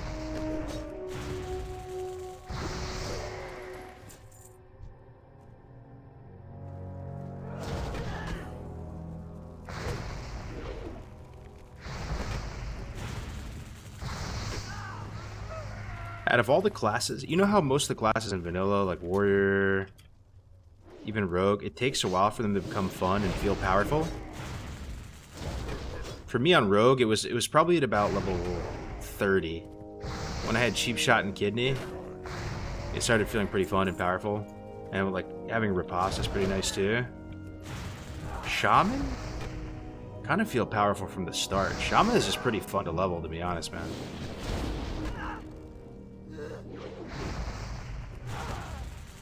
These 30 levels have pretty much, they have not dragged at all.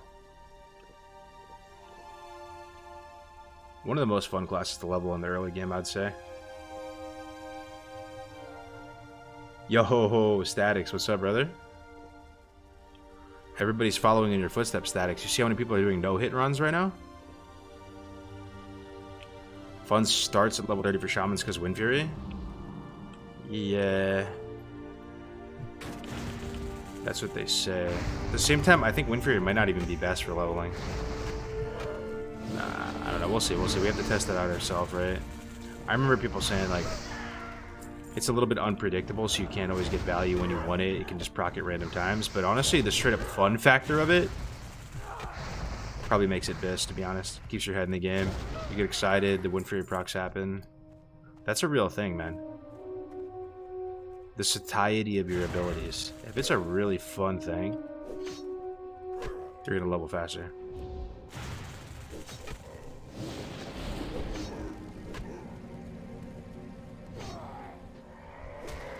You always level 200 Wind Fury, dude. I hope we get oiled up in SM, and we get because we only have one run, right? In hardcore, you can only do each dungeon one time. I hope we get the shoulder. I hope we get Ravager. Oh, dude. I've never experienced that on a Shaman. Can we get Ravager, please? Full SM gear with Ravager. Let's have the most blessed SM.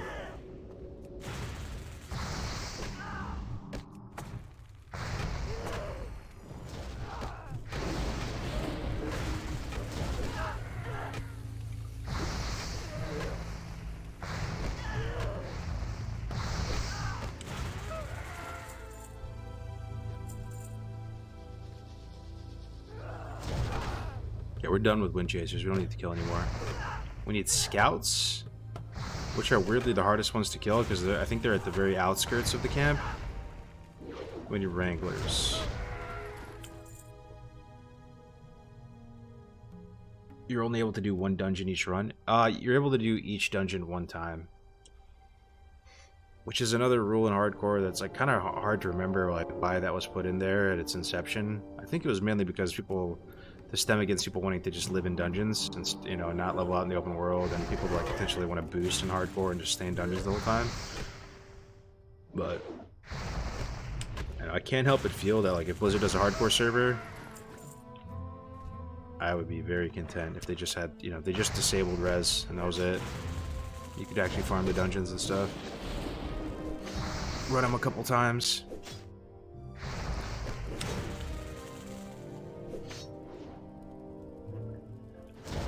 What do you do after you get to 60? You can go again, make another guy, level all over again. But there's also probably going to be a lot more endgame content with hardcore now too, since we did it with Rag. Like people know it's possible. Like I said, Alliance on the server, they're trying to do BWL, so.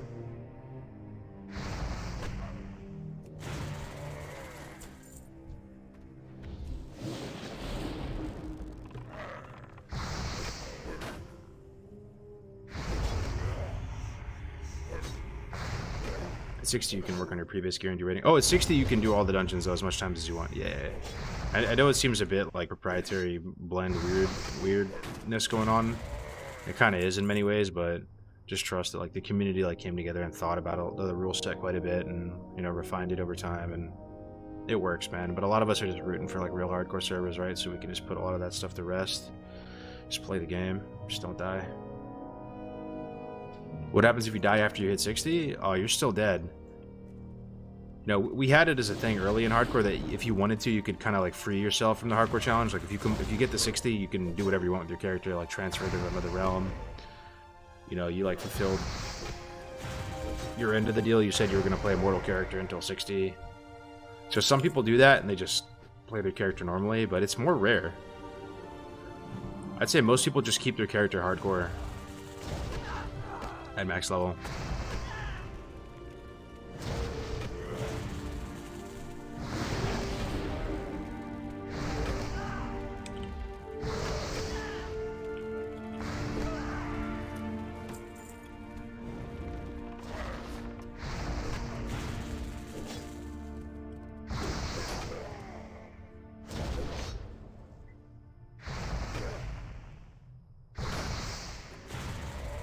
Yo, what's up? This is Man. Good to see you, bro. I wonder how you managed to not die in a raid. I know, right? That was our whole event, Jumanji. We did this thing called Road to Rag. It was 1 year ago. Pretty much, I think Psalm came out in November or something.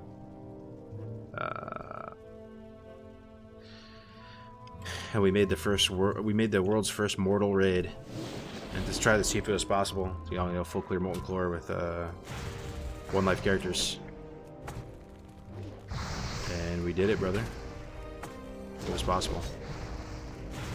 A lot of blood, sweat, and tears. Had 200k. I can't even believe that's true, honestly. That's what people have told me, though. There's 200k people watching the rag attempt. Like, just Joker alone had like 40k or something. Kind of crazy to think about, bro. And honestly, that whole event could have been way bigger, man. There were some things that was really working against us.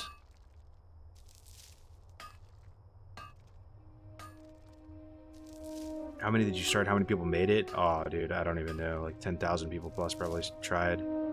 A lot made it, though. I mean, there's like hundreds, and even in the max level guild, there was hundreds of people. We should try that again, make an event. That's kind of what we're working up to. I mean, people are starting to do that on Alliance right now. They want to do BWL, and they're trying to do it on Era, so. But, yo, yeah, I mean, just think of it, man. A real hardcore server. Think about it. Holy shit. Road to Rag would essentially happen again, but without, you don't even need to make a big. Like, that would just be normal play on the server. It'd be so fun to watch and, like, play on it. Oh, man, it'd be so sick.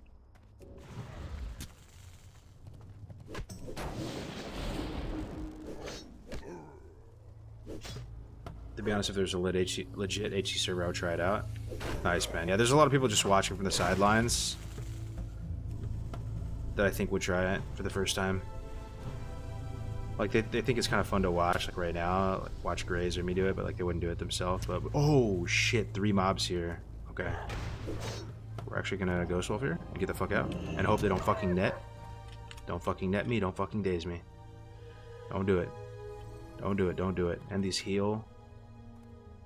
Don't do it. Don't do it. Don't you net me. I think some of the mobs around here net. Thankfully, no response. Scariest little thing that's happened to us in a hot minute.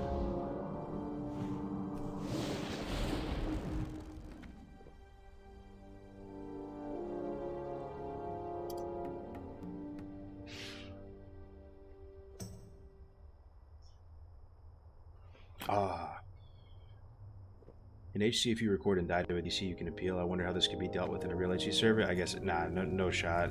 If Blizzard does a real hardcore server, there's no shot they do appeals, right? They do in Diablo. It would just be like, if you're dead, sorry, bro. Bad internet, sorry, bro. Let's go again. Which has been kind of a strength of our community, because we can sort of like manually do stuff.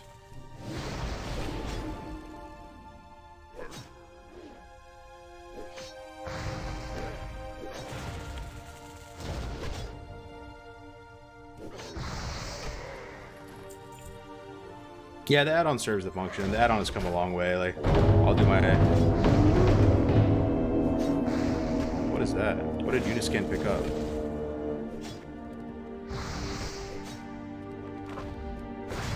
It's got to be Galactic Messenger. Oh, I'm so glad I didn't pull a Wrangler before.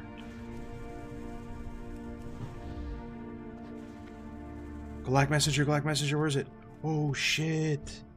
There it is. That guy patrols around the whole zone. Oh, man, I gotta catch him. He runs pretty fast, too. Okay, we gotta be very careful.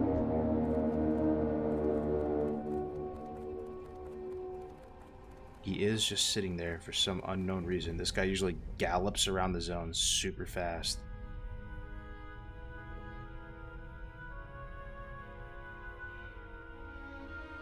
But he's just chilling for some unknown reason. Fresh meat. He drops a quest item. Assassination note. He's almost like Paul Revere, you know, he has like an important note he has to deliver to the outpost.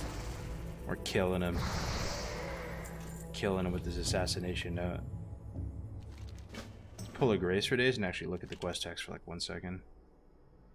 Assassination plot. Warn Kanadi Greycloud at White Reach Post with a plot to kill him. Fresh meat. We're gonna kill Kanadi Greycloud.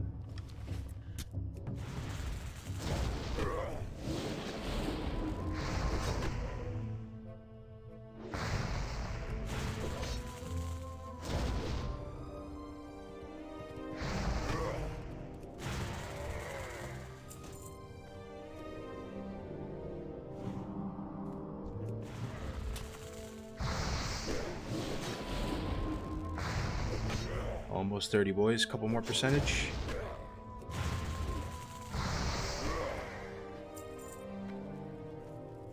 Do we get Wind Fury at 30 guys? And then Totem at 32? Do we get Wind Fury weapon at 30?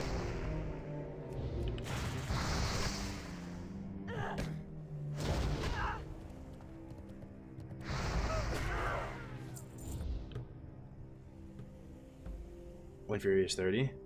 Oh, nice. Oh, that's awesome. I bet you we get a couple other cool things too. We be doing any dungeons with Grays this weekend? I think I'm too high level to do. I think I'm too much of a power gamer compared to that washed up zoomer. Look at him, 24. You hate to see it. Big K goes. Level 30. Got 6 levels on him. We were like the same level earlier. He levels really fast though. I'm just trying to like get him to level faster. You can actually do dungeons.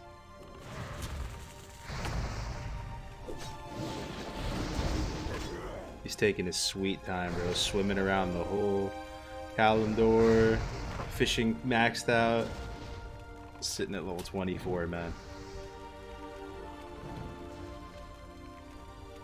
You need to do a quest for Wind Fury? Really? If that's so, I don't think I've ever done it. That's kind of hype. That's kind of hype. Wind Fury weapon class quest. See how it is. Fresh meat. Okay, we're done with Wranglers. We just need Scouts. I think the Scouts are at the very edges.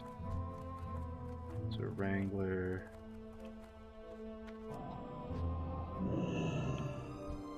A Scout.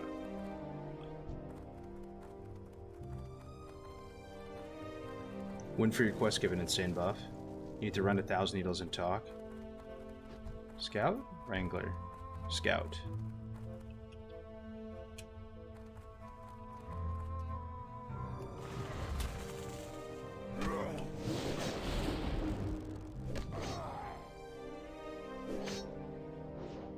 Air Totem quest they're thinking about. Oh yeah, Air Totem. Yeah, there's Water Totem quest, Air Totem quest. Man, when am I gonna get my Water Totem?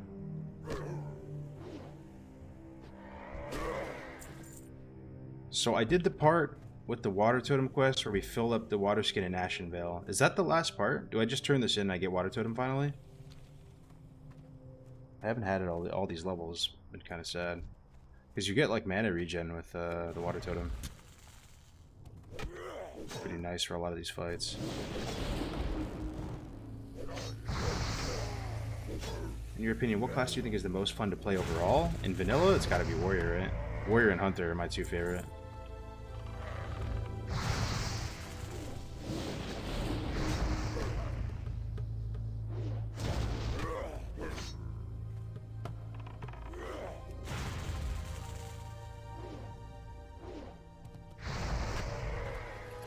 Hunter is supposedly hard to play at a high level. Yeah, there definitely is a lot of finesse to it, and it's really, really fun. I enjoy it a lot. Like I'm kind of an underdog too, because people don't expect you to pump. So when you do pump, it's like pleasantly surprising, and you also obviously make Giga Gold with Tribute. It's just a really fun class to play in terms of like the cool tricks you can pull off, the tracking, world PvP. A really fun class. Gear looks cool. Gear is like really easy to itemize. Just wear full tier 1, then full tier 2, full tier 2, full tier 3. Weapon progression is pretty chill. It's just good quality of life all around, Hunter. You play an important role in the raids if you're pulling for the raid.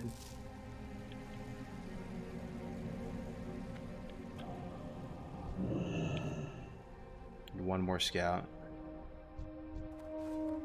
Wrangler.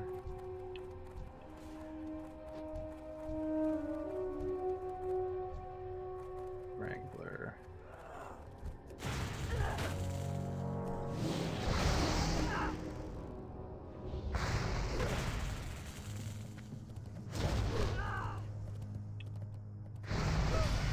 There it is, level 30, boys. Beautiful, look at this. 1 point gives us 5% avoidance.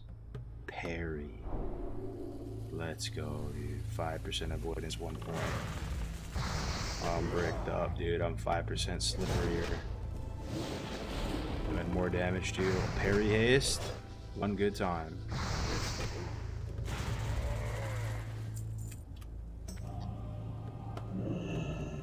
Okay. Done with that quest. In the cave, we need to go in there and get the cloven hoof.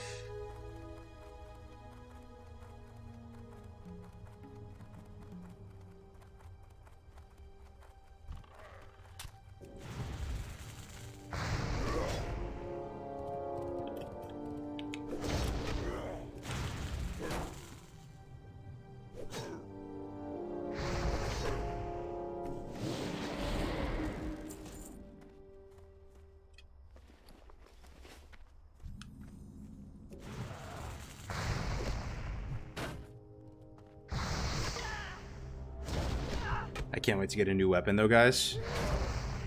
I've been using this weapon since level 17. This is when I got it. 17 in Wailing Caverns. I'm level 30 now.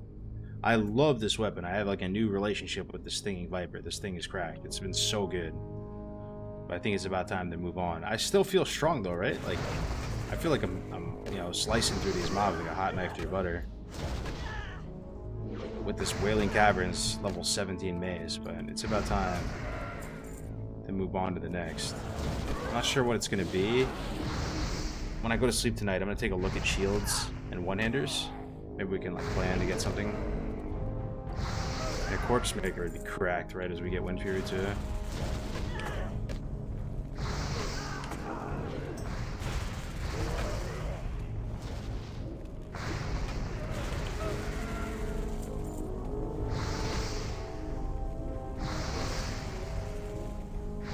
Look at Stoneclaw Totem eating 3 casts. That is insane.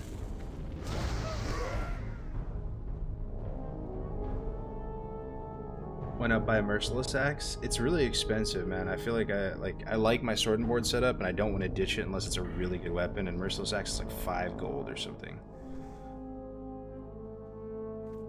Maybe it's worth it though. I'll take a look at Merciless Axe again.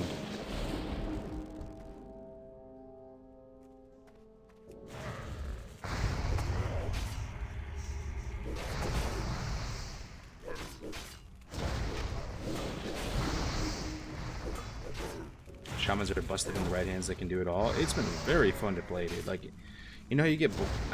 I can't stress this enough. You know, when you're leveling characters, and in the early levels, it can sometimes kind of get pretty boring because you don't have that many skills and like you haven't really come online yet. Shaman really never suffered from that this whole time. It's pretty much just been all gas, no brakes since the start, since level 4. As soon as you get Earthshock, you're just like pumping, doing big damage to mobs, just cruising through quests, like super good. Oh, Callus Axe. I have used this, requires level 19.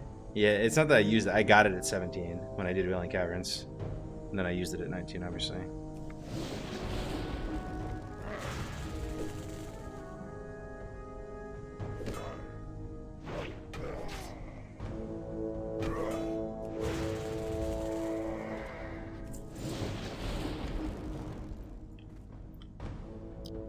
Iron deposit? How close are we to iron?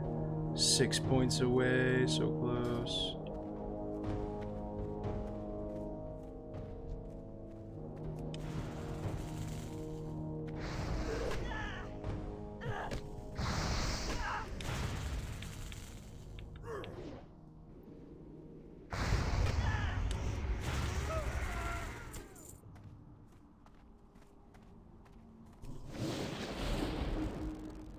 Hopefully I'm going the right way.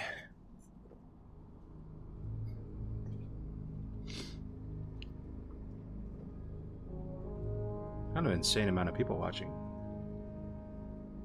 480 on Twitch, 200 on YouTube. That is so cool.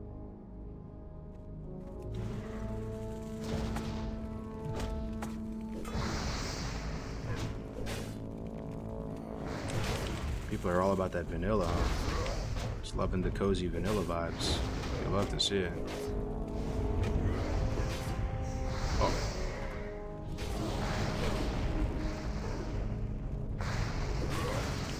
It's a cool shield you got. Thanks, brother. Yeah, I just picked it up in Ashernvale.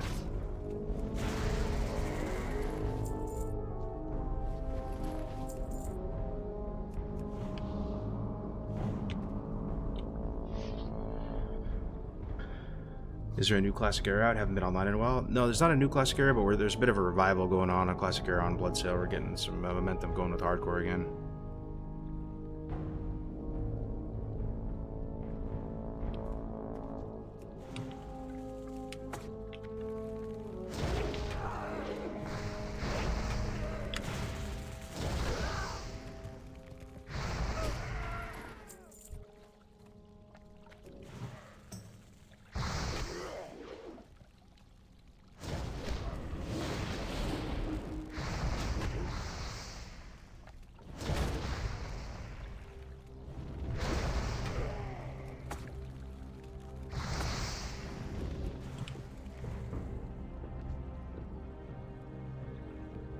That's what we need right there. That brazier. That's what we need. 2 level 30s. Oh shit. Galak Flame Guard. They're yellow colored.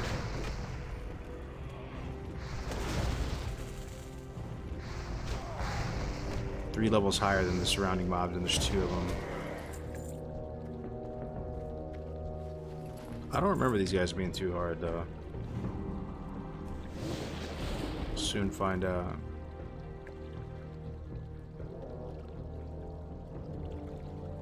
What time is it for you, Karg? It's like 2 in the morning right now. I'm gonna go to sleep like right after this quest. Yeah, man. The hard crowd, and go to classichc.net. You can also just search it up on Curse Forge.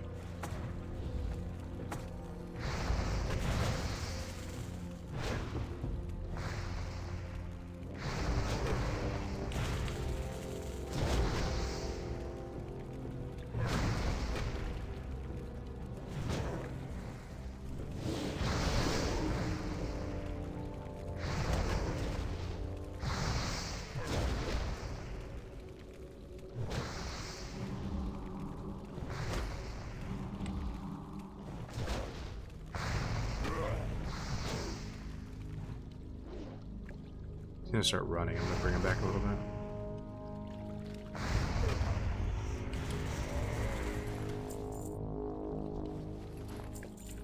Alright.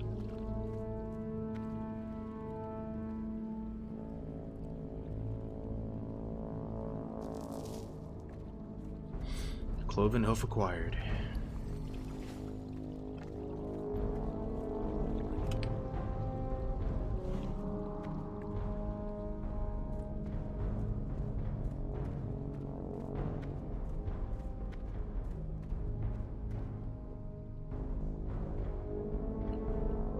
What leveling in-game add-on are you using? This is Rested XP. This is our hardcore mode. You can like deactivate hardcore mode and it goes blue. Activate hardcore mode, goes red. It's a different skin, and it's a little bit different. Like it takes out death skips and stuff like that.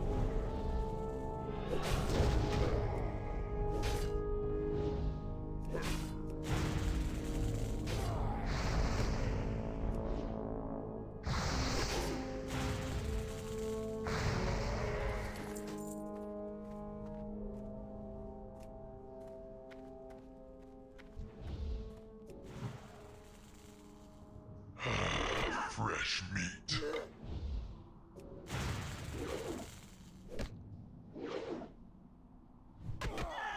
Oh, this is Classic Era Coffee. Welcome, first time in the chat. I need a new fresh in my life. Yeah, there was just a recent one with Everlook. They just launched like a fresh vanilla. Ping is kind of fucked though for NA people. And but yeah, it's a pretty fun server. It does Striker, yeah, it does. Takes out a couple. It's like 95% the same route though. There's a few quests that are taken out, and it takes out like death skips, and it puts in a few like warning text, like giving people a heads up if a quest is really hard.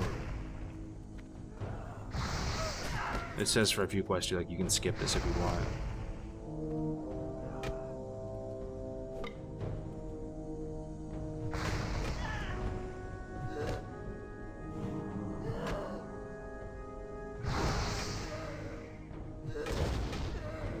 I want to play 114 on Everlook, but the input lag is what kills it for me.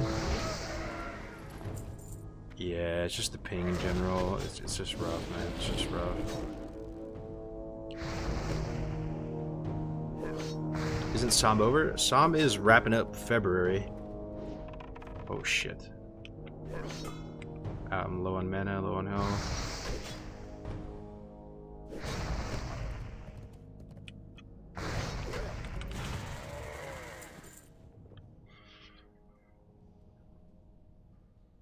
But yeah, oh yeah, it's over. But I think, what's happening on February then? The servers closed down?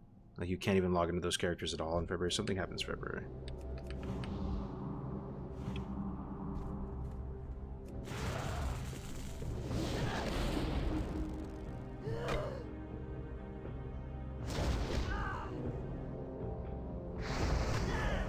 Just give me a normal fresh vanilla with no changes on Blizzard servers and I'm good.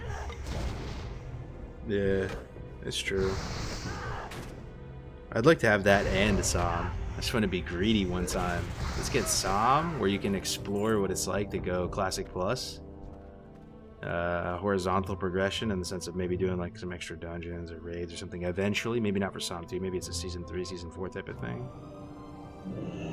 But I also want the fresh era, dude. Give them both to us.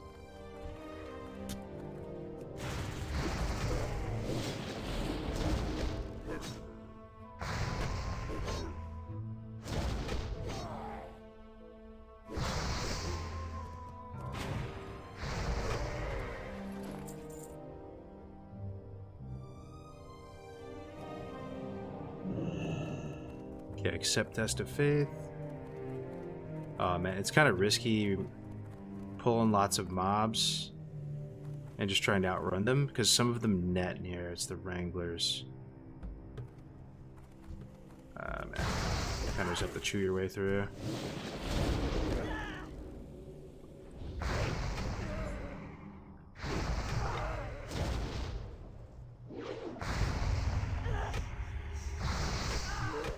What interface add-on is this? Got a couple things going. The swing timer is just weapon swing timer. That's what it's called.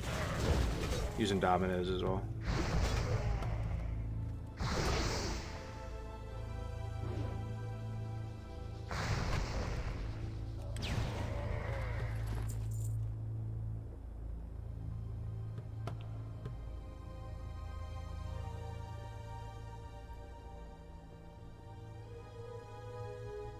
Still playing Everlook or quit cold turkey? I just gotta plead the fifth on it, bro. Like, there's I'm stun locked on Everluck. We're gonna see what happens with that server. Like, I'm just at 55 right now on my rogue.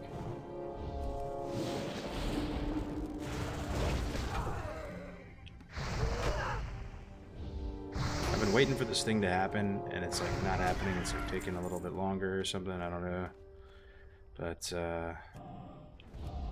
we'll just see.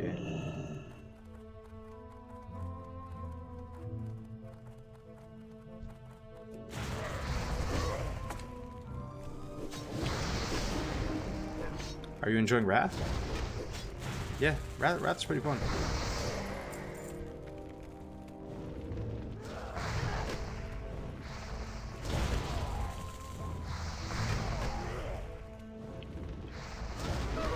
I remember seeing rest XP on 114. Is it fully functional? That I couldn't tell you, bro. Like, you're just in the twilight zone with that client. I have no idea. It seemed to be working okay. All the add-ons I was trying on, it seemed to be working okay. But that's like some Frankenstein patch, right? That like Rotalnia worked on, so who knows? Alright, we made it out the Centaur. The Centaur slums. First time here. Have you done this earlier and died and restarted, or is this a one-time thing? Oh yeah, we've done many runs over the past. This community's been around for a couple of years, about 3 years now. Done many runs. Died. Okay, made to kill these for the ores. We've died way more times than we've succeeded. Oh, welcome to Fedopadan. Welcome, Fedopadan. Welcome, bro. Yeah, there's a bunch of us weirdos that like doing the one life stuff. Died many times, completed a couple runs.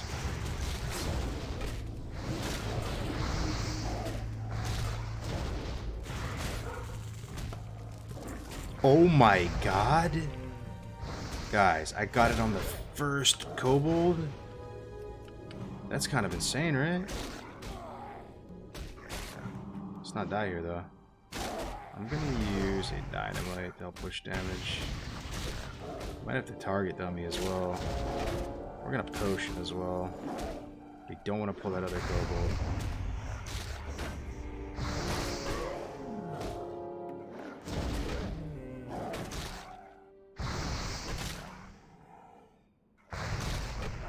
Okay. Should be okay. Slow and steady. Heal twice here.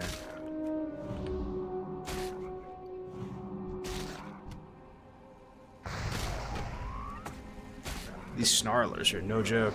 Beefy.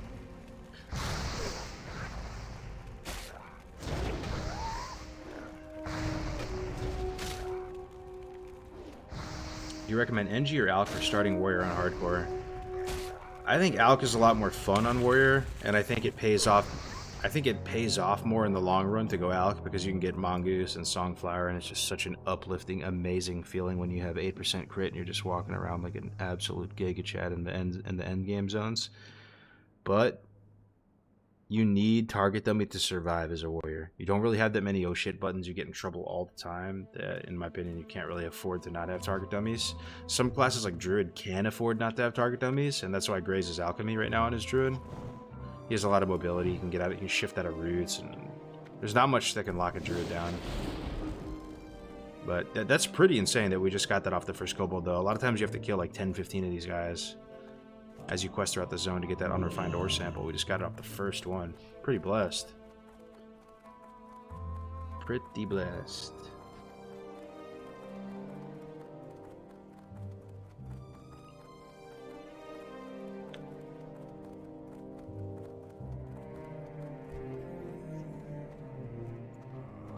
I've been expecting you. You guys want to freak all the new people out? There's got to be a few new people here. They don't even know what's going on. 1,000 Needles looking incredible right now. I'm getting fucking sicko gamer nerd chills. Here we go. Nice knowing you guys. Nice knowing you.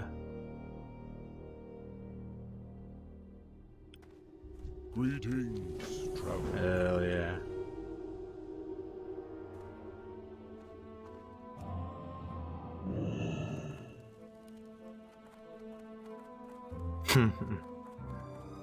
I know it got a few people. A few people were holding their breath. It's okay, you don't have to type anything. We know.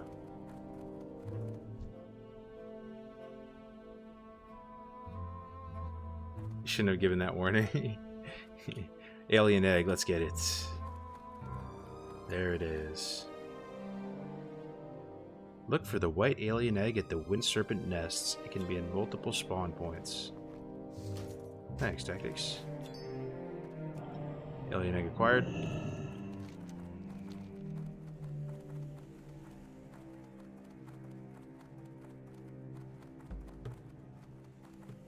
Thousand Needles is a pretty beautiful zone, though. It's kind of a sleeper. If you, it sounds like very bland and bleak, you know, just a big desert, like Grand Canyon type of map. There's something about it, though, like the luster, like the shade of the rocks and shit like that. Kind of a nice zone. Looks good. Got some like Gears of War-esque looking sheen to the rocks. Pretty zone.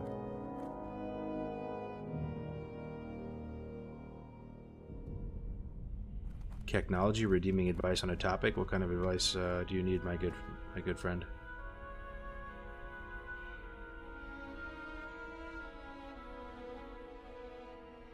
Dude, this music is something else. Yeah, man, best OST. Rogue, Warrior, Priest, Trio, if you feel like giving advice. Advice on a trio. Rogue, Warrior, Priest.